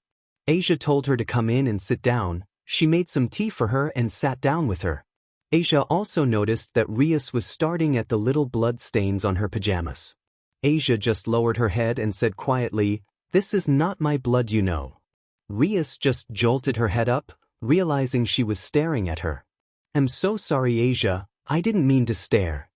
Rias started to apologize. Asia just nodded her head. "I guess you came here to check on Issei, is that right?"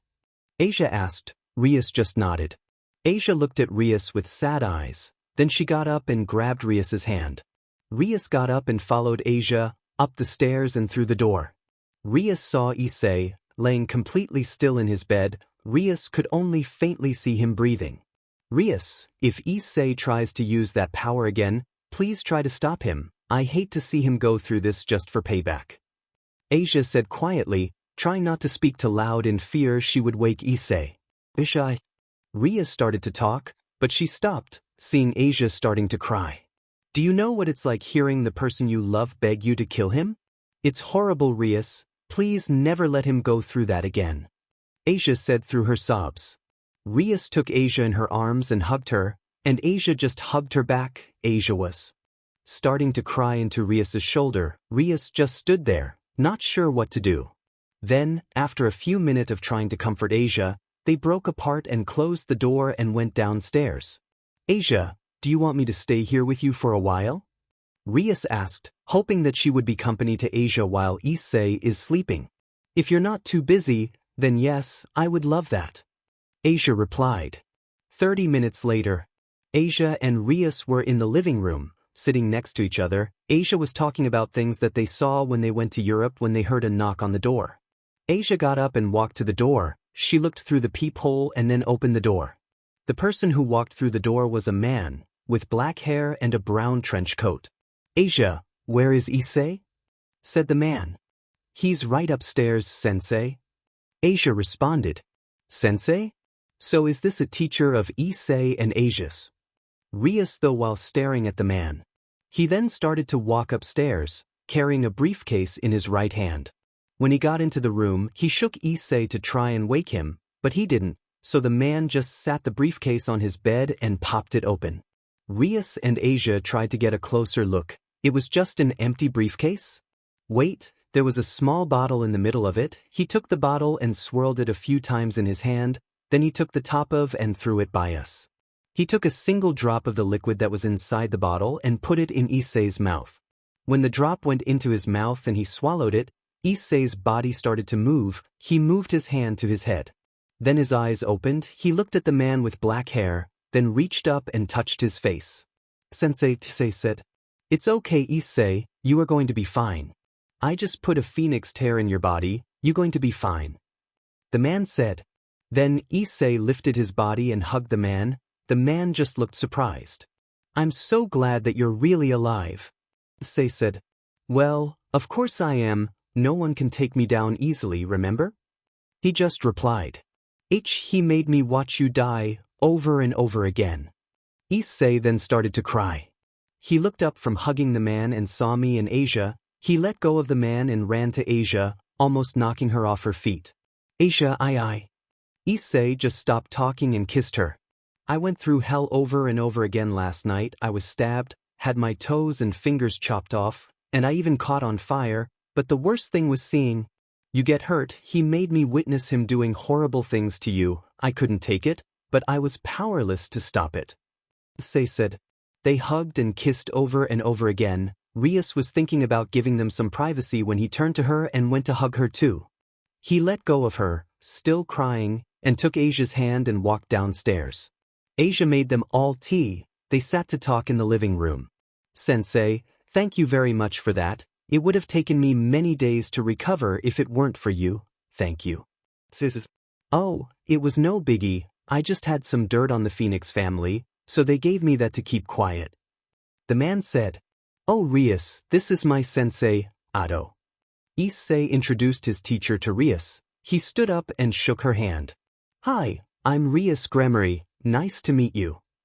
They both sit back down and continue talking. Sensei has been like a big brother to me ever since I met him. He took care of me after my parents died. Issei spit when he said the last word.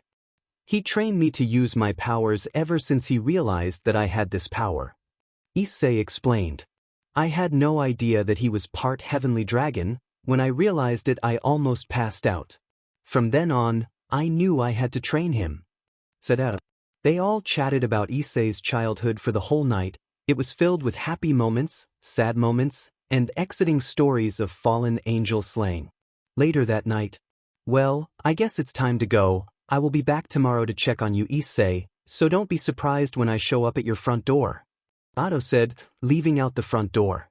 I guess it's time for me to head home also. I will see you at the clubhouse tomorrow. Rias said she didn't really talk at all when Otto was here. She just mostly sat and listened. Issei thought she just felt awkward. See you later, Rias. Asia said while smiling.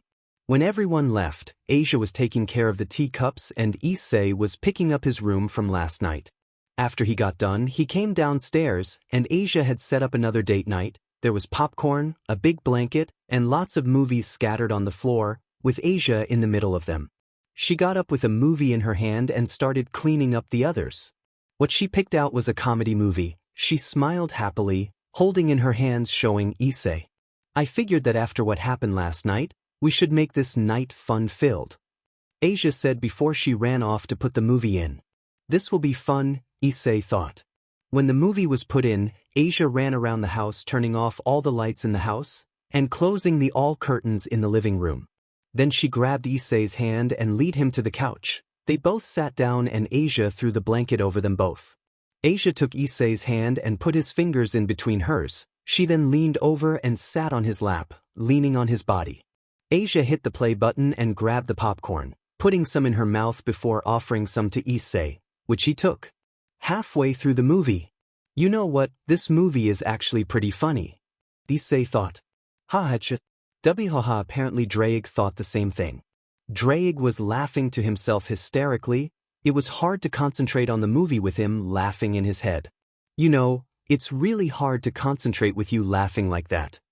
Issei said, irritated at the dragon. I'm sorry, but did you see that guy? Haha, he continues laughing. Issei noticed Asia had fallen asleep in his lap. She sleeps really quietly, so Issei only just realized it. But now he could hear her snoring quietly. He picked her up and carried her to his room. He placed Asia down on his bed and covered her up. She must be tired from staying up all night last night, Issei thought. Issei got into the bed with her. He started thinking about her. He was very lucky to have her. Then Issei closed his eyes and fell asleep. The next day, Issei woke before Asia as he does most days. He got dressed in his school uniform and went downstairs and made some coffee. Today was Monday, the worst day of all week. Issei needed some coffee. After he made the coffee and poured himself some, he sat and made himself a bowl of cereal. After he was done eating, he realized that Asia had not woken up yet and went upstairs to wake her. Asia, it's time to wake up, we have school today, he said while knocking on the door, but there was no answer. He opened the door and went inside. Asia was not on the bed, and in her place was a note. Issei, if you want Asia back, meet me at the shopping mall. That's all that was written on the note. Issei then shot out the window, flying using his devil wings to fly. At the mall. When Issei arrived at the mall, there were people guarding the entrance to the inside of the mall. He walked up to them, they noticed him and started to laugh. Ha! This is what we have to protect the mall from. Ha! The boss might be losing it. To think that this little shrimp dash, snap. Issei had darted forward and snapped the man's neck. The other man, raising his sword, started to swing, but Issei wanted to get inside, so he caught the sword and turned it onto the man, stabbing him through the heart. Running inside, he used his dragon senses to try to smell if Asia was nearby. He could not sense her, so he kept on running. He ran around the corner and found about 20 men ready to fight him. Issei just activated his boosted gear. Boost. He then started fighting. There were swords and bodies being thrown around by Issei. He was ready to end this and find Asia.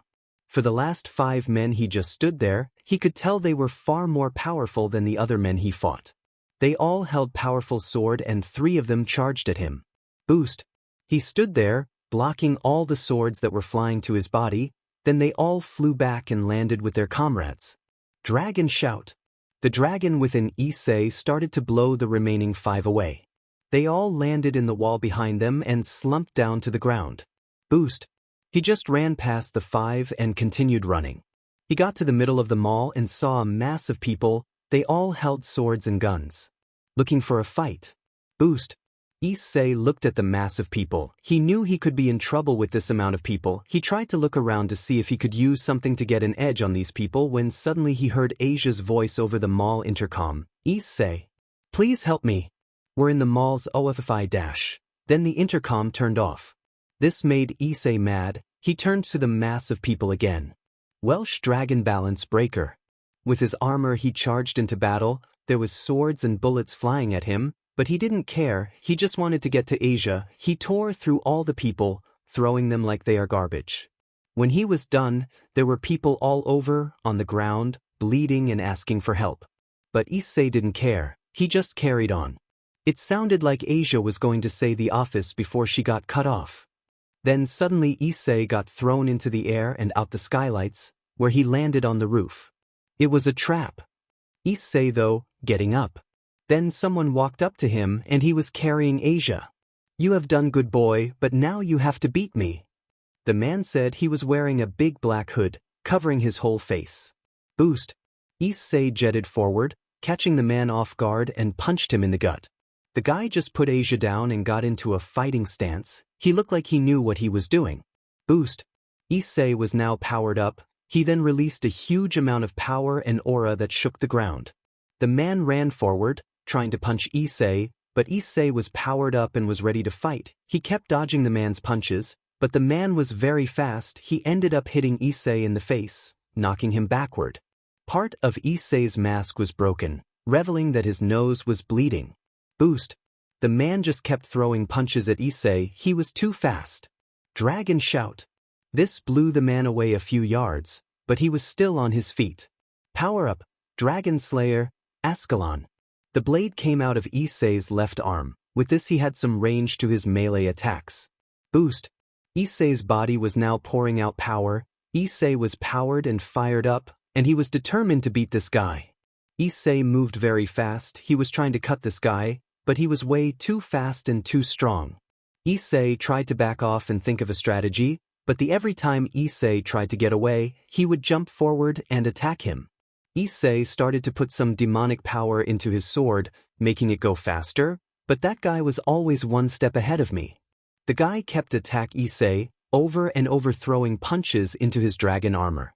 Then he spun around and kicked Issei in the face, throwing him back onto his butt. Then Issei began to feel a power that he didn't recognize inside his body. It felt like Rias's and Akino's power. Boost! Issei stood up and retracted Ascalon and held out his hands. Out came a demonic red power and lightning. He then shot out that power, right to that guy, and it resulted in a huge explosion. Dragon shot! Issei shot a ball of dragon powers at him, resulting in another explosion. Issei could see the man laying on his back. Issei looked at him and decided that he wasn't going to get up anytime soon, so he ran past him and went to Asia. He spotted Asia and he ran over to her. He picked her up and put her in his lap, but when he tried to pick her up, she disappeared in his hands. What? Issei said, surprised that had just happened. You have gotten a lot more powerful since I've last fought you, Issei. The man said, You did this to her. Issei ran and threw another punch at his face, but the man just caught his fist. Don't worry, Issei, Asia is just fine. You can come out now. The man called out. His voice sounded familiar. Then Asia came around the corner, hiding from all the action. They ran to each other and hugged each other. You really are a tough one, Issei. You almost beat me. The man said. He reached up and pulled down his hood. The man that had taken Asia was Aado.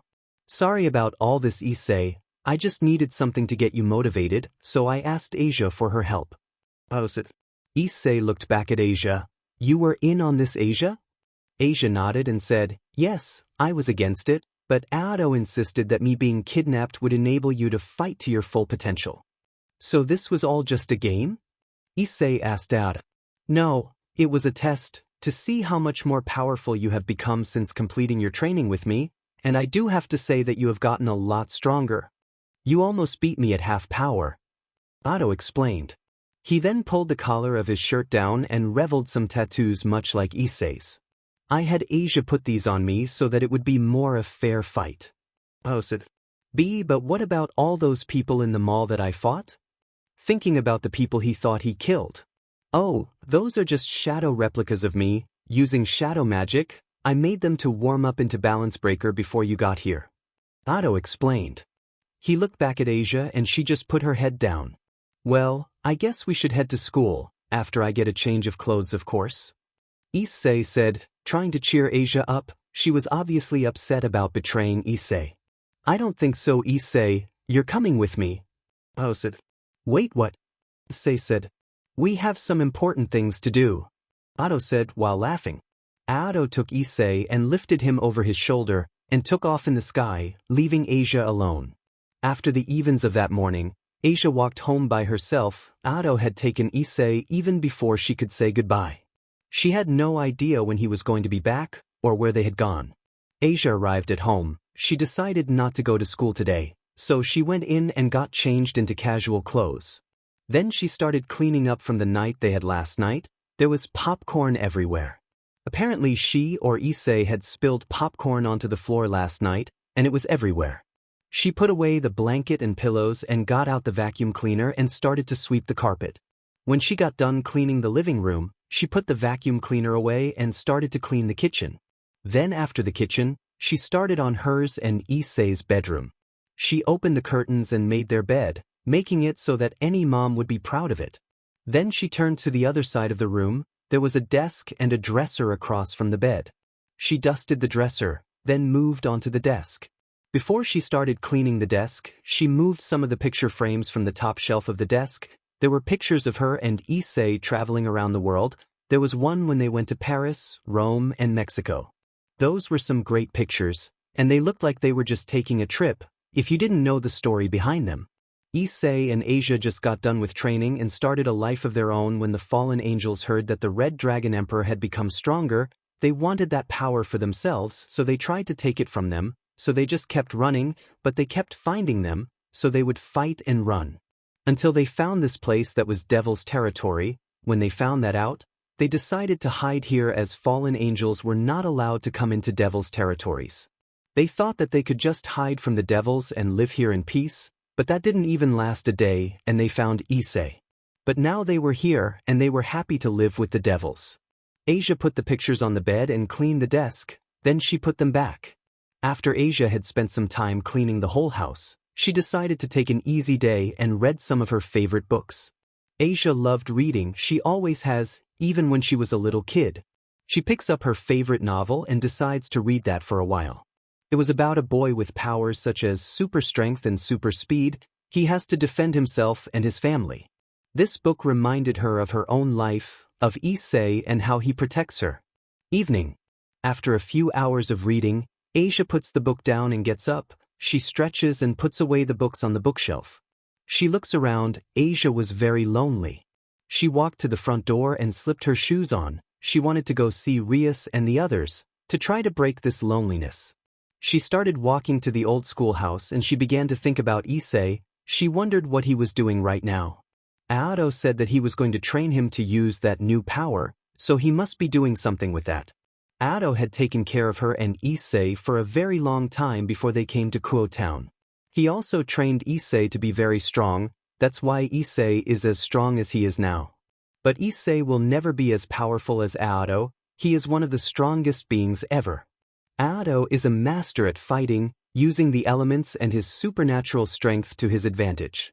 He really is a force to be reckoned with. That's why he beat Issei that morning, because he was using his powers to fight him. Aado is also a master at shadow magic, meaning that he could control shadows and stuff like that. He can copy himself and fight his opponent from more than 10 different places. Asia broke her chain of though as she walked up to the old school building. She walked to the front door and knocked. No one answered. Instead she heard grunts and metal clashing behind the building. Asia walked around and saw that the Gremory team was training. It was Kiba and Rias fighting. Rias made a sword out her powers and she was fighting Kiba with it. When Asia walked up to them, they stopped training and they welcomed her. Kiba looked to be out of breath but still welcomed her anyways. "Where were you today, Asia? I noticed that you weren't in class today." Kiba said. "Well, I got busy today and decided to stay home today." Asia replayed. She decided to keep the events of this morning a secret for now. "Well, Asia, do you want to train with us?" Rias asked. "I guess so. I'm not good at fighting though." Asia admitted. "That's okay, I'll take it easy on you," Rias said. They both walked to an empty area and Asia looked very nervous. "You don't have to worry at all, Asia. I won't punch you, I just want to know how hard you can strike, is that okay?" Rias asked. "Yes, that's fine, Rias. But I don't punch or hurt other people, I just run, that's why I have this," Asia said before bringing out her twilight healing rings and activating them. She then began to glow. A faint green and a grayish type of armor formed around her, although it didn't cover very much of her body. "That's very impressive, Asia, but it won't do much good in battle," Rias said. "Oh no, it's not for fighting, it's for running," Asia said before she disappeared. Only Rias could see her move because she has trained her eyes to see fast things. "That's awesome, Asia. I see Issei has helped you very much," Rias said. That's right, with just a little bit of Issei's dragon power, my twilight healing can do more than just heal, it can make you stronger or faster. Issei explained. Take the healing factor to the next level by making you even stronger by using the healing. Issei added. Wow, everyone said in union after Issei explained. Then she stopped right in front of Rias and deactivated her armor. Rias looked at her watch and was shocked at what time it was. Guys, we are running late, we need to get to our contracts. Rias said, then everyone ran inside the school building. Only Issei was confused. What is a contract? Issei asked. Oh, I guess I never explained this to you or Issei. You have to teleport to a person who calls a devil and you have to do whatever they want, in hopes that you'll fill a contract. Of course you will get something in return, you have to demand that you get something of equal value back. Like money or something. Rias explained to Issei. Issei nodded her head and watched Kaneko and Akino teleport out of the room with a red teleport circle, while Rias held Kiba back. Kiba, would you mind taking Issei to a contract to show her how it's done? Rias asked Kiba. Sure. I think Miss Suno would not mind that at all. Kiba said. Issei and Kiba both stepped into the teleport circle and teleported into an apartment, high up above the city. Issei could look out the big glass windows and see the whole city. Oh, Kiba, thank goodness you're here, I could use some help tonight, said a woman who came out from another room. Oh hi Miss Suno, this is my friend's Issei, she's just going to watch how I preform a contract, is that okay with you? Kiba asked. Oh yes, that's perfectly fine. Miss Suno replied. She then walked into the living room and dropped on the couch. She immediately fell asleep. Come on Issei, let's go into the kitchen. Kiba whispered to Issei. They both walked into the kitchen, everything was cleaned and shiny, like the kitchen was brand new. Miss Suno is a very busy lawyer, she's one of the best in Kuo town, but she is very busy during the day and wants to sleep when she gets home, but by the time she tries to make dinner or clean she's too tired. So she formed a contract with me so I could do the cooking and the cleaning. Kiba said with putting on an apron and got out a pot. Later that night, after Kiba had made dinner, cleaned the house, and did laundry, it was time for them to go home. Miss Suno got up after he had gotten done and paid him some money, they both said goodbye and left. When they returned to the clubhouse, they found Kaneko sitting on the couch and Rias sitting at the desk. Well Issei, did you learn anything? Rias asked when they got into the room. Yes Rias, I learned a lot of things. Issei said. Are you ready to take your own contract? Rias asked. Am I own? Already? Issei said, nervous that she would have to go somewhere strange alone. Well, yeah, in order for you to become a better devil you need to form contracts, it's also a good way to make some extra pocket money. Rias said. Issei sat there thinking about it for a few moments. Well I guess I will. Issei said finally. Great. Now we have a new client for you so you can go straight there. Rias said, activating the teleport circle. Issei walked over to the teleport circle and stepped on it. She then waved as she disappeared from the room. Issei was teleported into a room that was green and pink with posters of anime girls posted all over the walls. These girls look familiar. Issei said as she looked at the posters. Well hello there little girl, do you like Magical Girl as much as I think you do? A masculine voice said from the corner. Issei could not see who the voice belonged to because the person was sitting in a dark corner in the room. The person got up off the floor and started to walk forward and Issei's jaw dropped. The person whose room this was is a guy, and not only that, a big guy, like big enough to kill you with one punch. Issei was also very confused because he was wearing a cosplay of the girl's outfit in the posters, except his cosplay was half his size, exposing her abs. Are you the devil I summon yo? The man asked. Weiss, I am a devil. Issei said, nervous to what he was going to do to her. Please Miss Devil, I want to become a fabulous girl just like in my animes, Nyo. Issei wasn't sure as to what to do, she didn't have the power to turn him into a girl, let alone a fantasy girl. I don't know if I can do that. Issei said, very nervous to what he might do. He stared at Issei, making her scared, then he started to whimper, then he started to cry. His cries and howls shook the whole room. Issei started to walk to the man and tried to calm him down, but he just kept on crying. She went up and hugged him, he hugged her back and kept crying. Issei tried to think of something to say, when he stopped and looked at her and said, "Do you sniff want to come inside?" "Sniff?" he asked while wiping the tears from his eyes. "Yes, I would love to come inside," Issei said with smiling. That got him up, he jumped on his feet and started jumping excitedly. "I will go get some tea and my favorite anime and we can braid our hair and be magical girls together." He ran off into another room which Issei thought was the kitchen. She got up and walked into the living room. There was posters and pictures of anime girls all over the walls. Issei knew these girls. She used to watch the show they were in a long time ago. The show was called The Adventures of Magical Milky Girl. It seems that this guy took this stuff to heart, he pretended to be her, and even summoned a devil to try to become one. Issei just stood in the room and looked around. She heard Miltan humming in the kitchen. He said he was going to make tea. When he was done, he brought out 2 cups of tea. Of course they had pictures of Milky Girl on them. He then sat them on the table in front of the couch and grabbed a DVD box off the floor. It was Magical Milky Girl. He threw the DVD in the movie player and ran to the couch, grabbing a big box. The box was huge. It seemed that only he could life it by the looks of it. He grabbed Issei and set her on the couch. He opened the box. Inside was everything that you would need: nail polish, lipstick, eyeliner, and other makeup and hair stuff. He looked very excited when he pushed play on the remote. He threw the remote and dug into the box.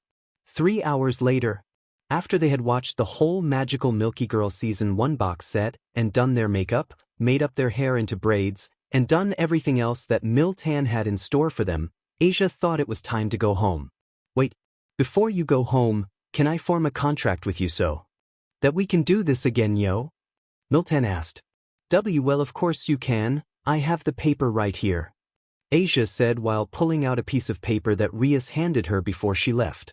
Miltan grabbed a pen and wrote his name on the paper. The contract was formed.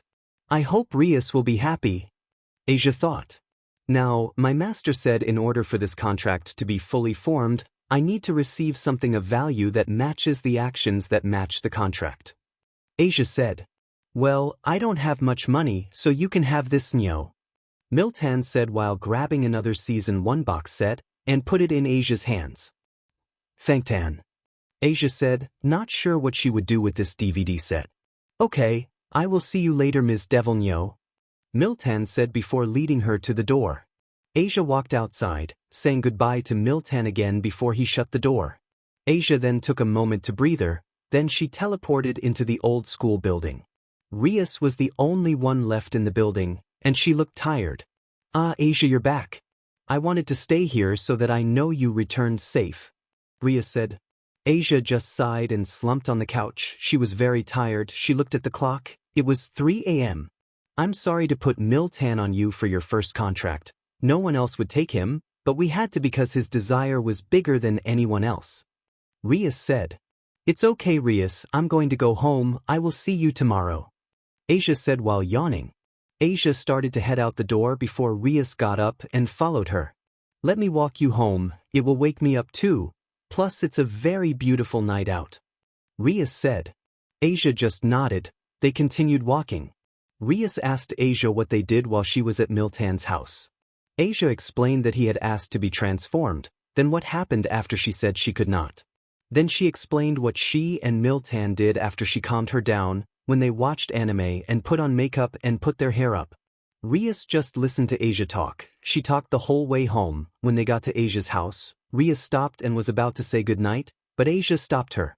"Rias, I know that this might be weird, but will you stay the night with me?" Issei asked. "What about Issei? I know you guys have a special sleeping arrangement, don't you?" Rias said, confused and tired. "Oh yes, but Issei went with Aodo to do some special training. He's been gone the whole day, and I'm not sure when they will return," Issei said. Rias just sighed, and then she looked mad. "So he just walked into town and took one of my servants, even without telling me first. When they get back, I'm going to have a talk with this Aodo guy," Rias said. She was outraged that he would take one of her servants without even notifying her first. They both walked inside the house, which was still very clean from Issei's cleaning that morning. Issei made them both some tea. They sat down on the couch and Rias talked about the kinds of contracts that she does herself. One of my biggest contract is a scientist that has made some big discoveries thanks to my help. Rias said. Asia looked at Rias with astonishment. Rias went on about some other contracts that she has formed in the past, all the weird or amazing ones. When it got to be around 4 o'clock, they decided to go to bed finally. Asia and Rias both went upstairs and climbed into the bed in Asia's actual room. Rias fell asleep right away, but Asia just laid there and thought about Issei. Issei was taken by Ado to a small island far away from any other place. Remember this place? This is where you will be for the duration of training, Ado said while laughing. Do I remember this place? Like hell I do. This is where I grew up after Raynere killed my parents. Issei thought to himself. When they landed, they were greeted by 2 very different-looking people. The man to the left was dressed in bright, colorful clothes, an orange hoodie and bright green cargo pants, while the girl on the right was dressed in dark, all-black clothing, black jeans and a large black coat. Issei? Is that you? Yelled the man in bright clothes. The girl just stared at Issei, seeming to track him with her eyes. Hello Peter, long time no see huh? Issei said to the colorful man. His full name is Pitamber, but everyone just calls him Peter. The girl in dark clothes was staring at Issei with a very intimidating glare. Hello to you too, sire, it's very nice to see you too. Issei said, laughing nervously. Issei patted her on the head. She looked down nervously after Issei addressing her. Well, I'll let you 3 get caught up, you all have so much to talk about. Ado said, laughing slightly. Ado, I don't know why you took me here so suddenly, but I need to get back to Asia. I don't want to leave her by herself. Issei said, angry at Ado for the sudden abduction. We have a bit of a situation, and we need your help. Ado said, did you have to take me all the way here though? Issei said angrily.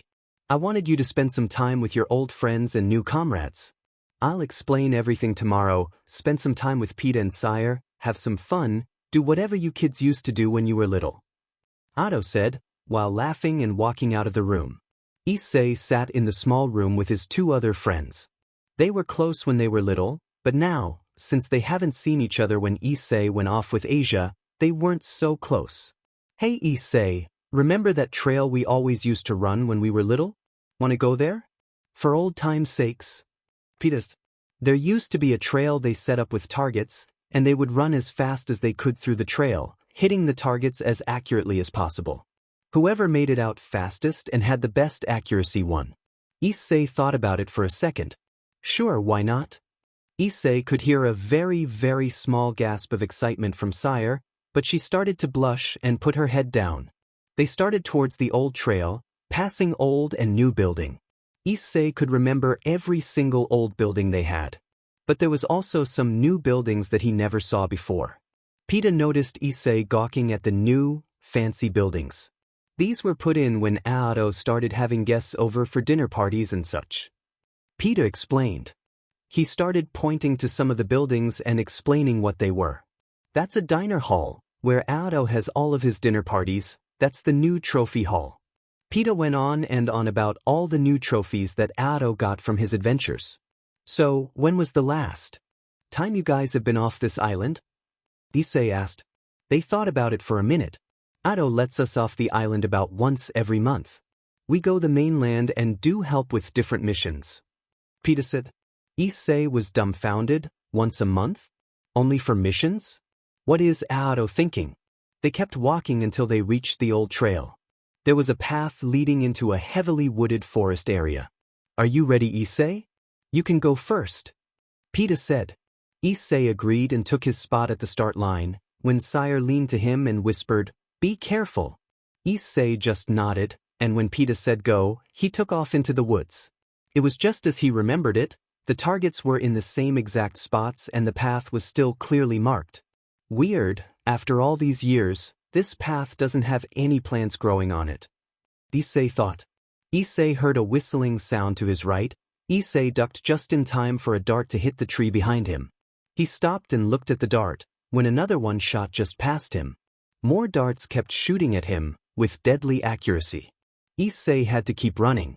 Issei took off again, activating his boosted gear to get a boost. Boost.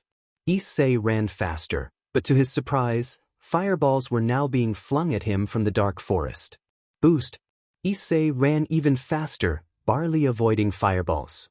Issei came to the end of the trail, only to have it be blocked off, and have a separate trail branch off the end. Issei had to choice but to keep running. This is not at all how I remember this trail, Issei thought. Issei kept running along the new trail, when Drake said, Issei, I can sense wild animals in this part of the woods. Okay, thanks, I'll keep my eye out, Issei thought. Issei could hear snarling all over in the woods, then a pitch-black dog jumped at Issei. Issei jumped out of the way of the huge animal. These were not normal dogs, and they were bigger and it looked like they were communicating with each other. Four more jumped out from the dark area and surrounded Issei. Issei had nowhere else to run, so he decided to fight. Boost. One dog jumped at him, and Issei spun around and kicked the dog aside. One down, Issei thought. The dogs started circling around Issei, when two jumped at him from the front and behind him. Issei grabbed the dogs by the muzzles and flung them at the last dog, knocking it over. Issei took off down the path, with many more dogs in pursuit. Issei was running and fending off dogs, punching and kicking them, until they finally stopped following. Issei ran until he reached an open field. There were two figures standing in the middle, side by side. Issei didn't see who they were until he got close, revealing the figures as Pita and Sire. Hey Issei, see you finally made it out of the trail, you lose by the way. Issei laughed, and Pita grabbed him by the shoulder. But the trail isn't over yet, we've yet to see how strong you've really gotten since you've left the island. Pita said while he and Sire jumped back. Pita and Sire activated their sacred gear. Pita's sacred gear was a shield that could turn into a sword if he wanted, while Sire's sacred gear is two giant, black revolvers, fed off her own magic powers. We just want to test you out, but be warned we'll shoot to kill. Then Sire disappeared and reappeared behind Issei, smashing the barrel of one of her pistols against the back of his head. Sorry, she whispered.